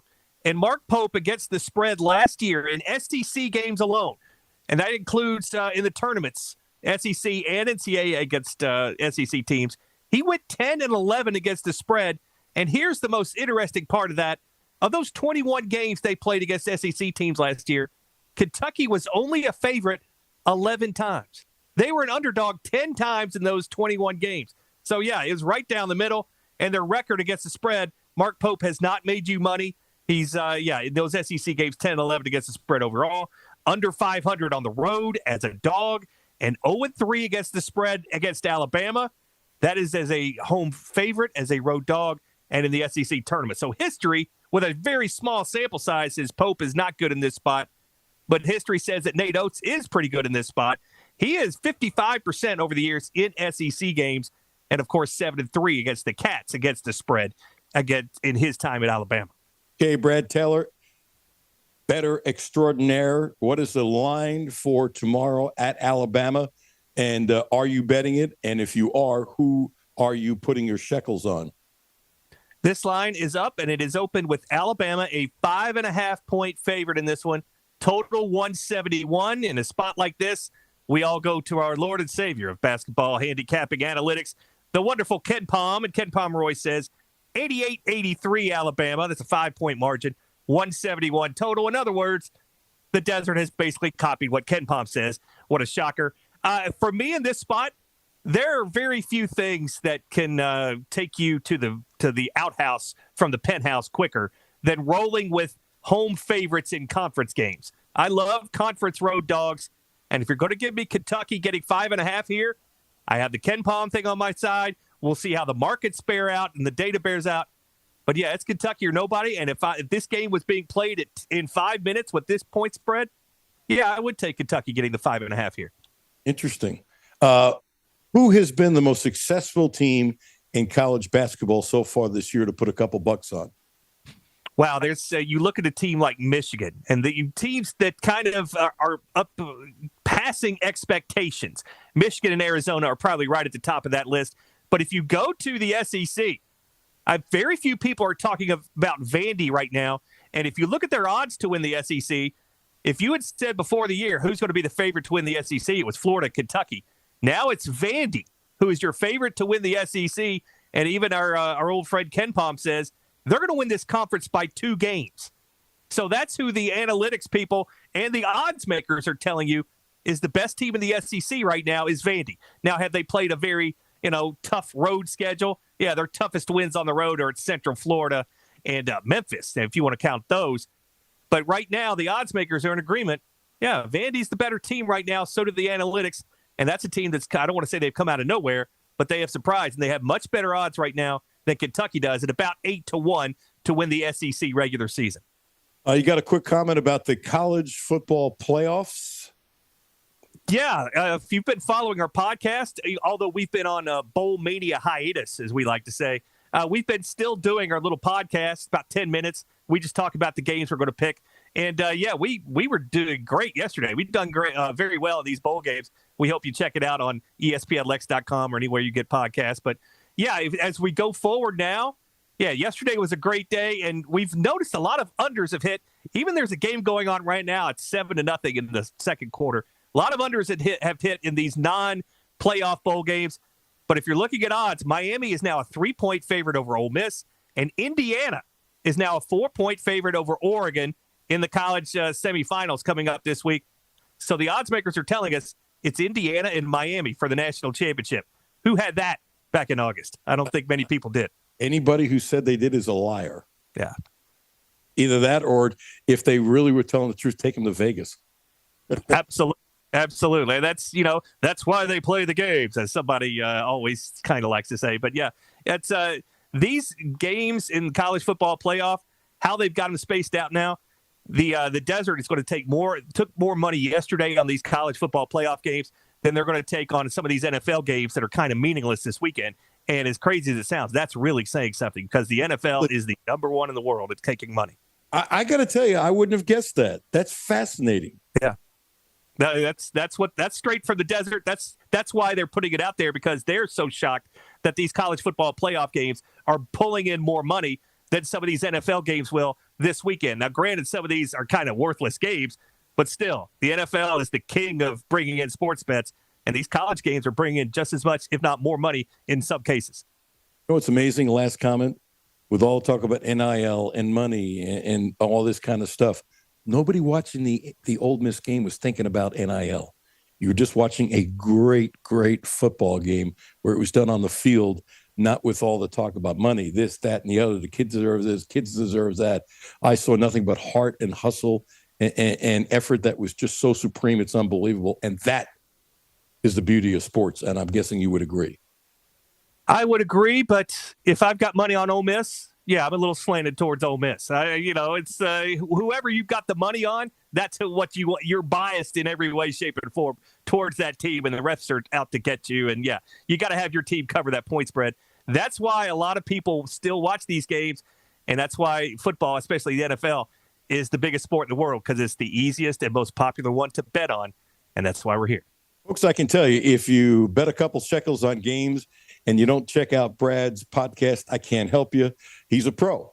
He's a pro. We're lucky to have him. His show is normally on 2 to 3, not today because of a bowl game. But Brad, give a plug for it was a really great idea on your part. You do a special podcast after your show just on what you're betting, so people, besides listening to you, can get it succinctly.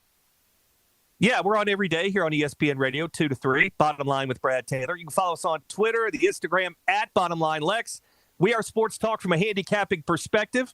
And while we're not on over the holidays, we have the Bottom Line Fast Money podcast, like Family Feud. Fast money at the end, the lightning round, so to speak, where we don't have all the pomp and circumstance. We just tell you why we're picking these teams, who we're picking, and a couple of reasons why, and boom, on to the next game. But a lot of people have been joining in over the holidays, and we're going to put another one of those up for tonight's games and tomorrow's games. So, yeah, we'll be ready to go. And, it's been great, and this has been a really great gig, getting this and getting to the public with sports betting, because whether you like it or not, it's here to stay. Ain't going anywhere. You do a hell of a job.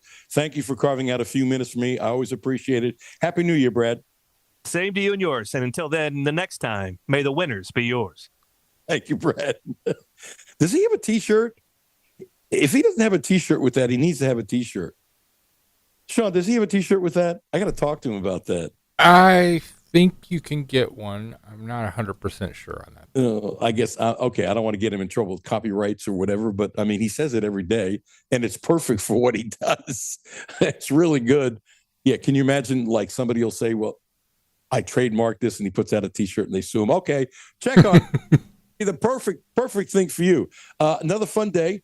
We're going a little longer because of the bowl game coming up next, which is the Armed Forces Bowl. It's already in progress. Rice and Texas State, and I just had the window open to tell you who was winning, and I shut it down. Okay, so do I need to say goodbye now, or do I got 2 more minutes? You got 2 more minutes. I want to get one thing in before you do go, though.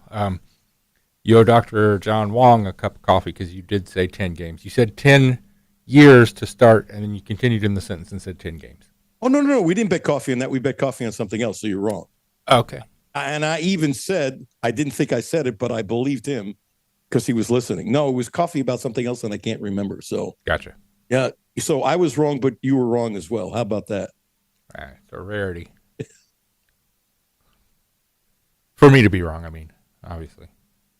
Only because I've known you for over 25 did I know what you were saying.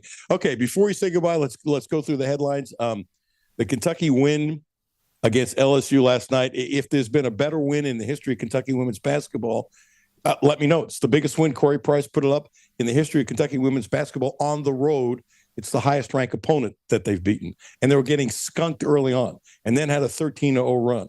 And we're down 65-60 at the end of 3. And the LSU star who got a bucket, and Tony Morgan got kind of knocked down. And the LSU star gets your blank up, trash talking and stuff. And then Tony Morgan hit the game winner. It's unbelievable. 24 points, 12 assists, hits the game winner, and no turnovers.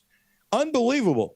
So they're ranked 11th in the country. They're going higher. It was a spectacular win, and shame on the SEC for not either having on the real SEC network or ESPN2 or something.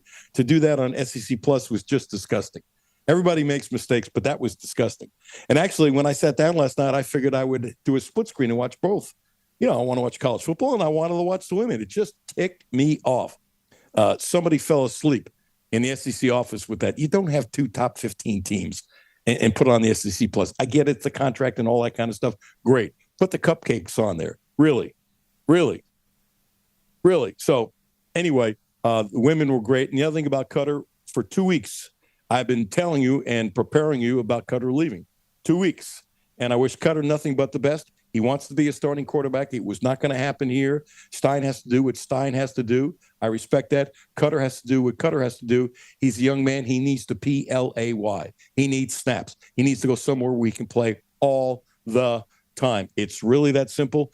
He loves Kentucky. He wanted to be here, be the starter. It just wasn't going to work out. Good luck to Stein. Good luck to Cutter. It is really that simple. Have yourself a great weekend. I am so excited to watch Kentucky and Alabama tomorrow. It's not going to mean the difference of the season and all that kind of stuff, but I think we're going to get a good taste because these kids are going to face a road crowd that most of these kids have never faced before. It will be very interesting. Have a great day, Sean. Thank you as always. Have a great weekend. Count your blessings. Happy New Year. Alan Cutler, 1300 AM, 92.5 FM. W223CV Lexington. ESPN. Give me a second here. Yep, take your time. So weird that you're wrong. You really are wrong. Otherwise, I would admit it if I was wrong. Oh, about a cup of coffee? Yeah. I was just somebody texted in. Oh, well, they were wrong. You would owe John Wong a coffee. You did say 10 games. I can't win, can I? It's like dealing with my wife. Maybe you win more than me. You probably do. with your wife? Well, maybe that way too. I don't know. Yeah, I probably would. You probably would too. Shut up and let me cut this. Hi, this is Alan Cutler at 1300 AM and 92.5 FM. We will talk about Kentucky and Alabama on Monday, plus some special guests, John Hale and Jonathan Davis. Going to have a lot of fun starting at noon. Okay. Thanks, dude. Appreciate you. All righty. See you next time. Yep.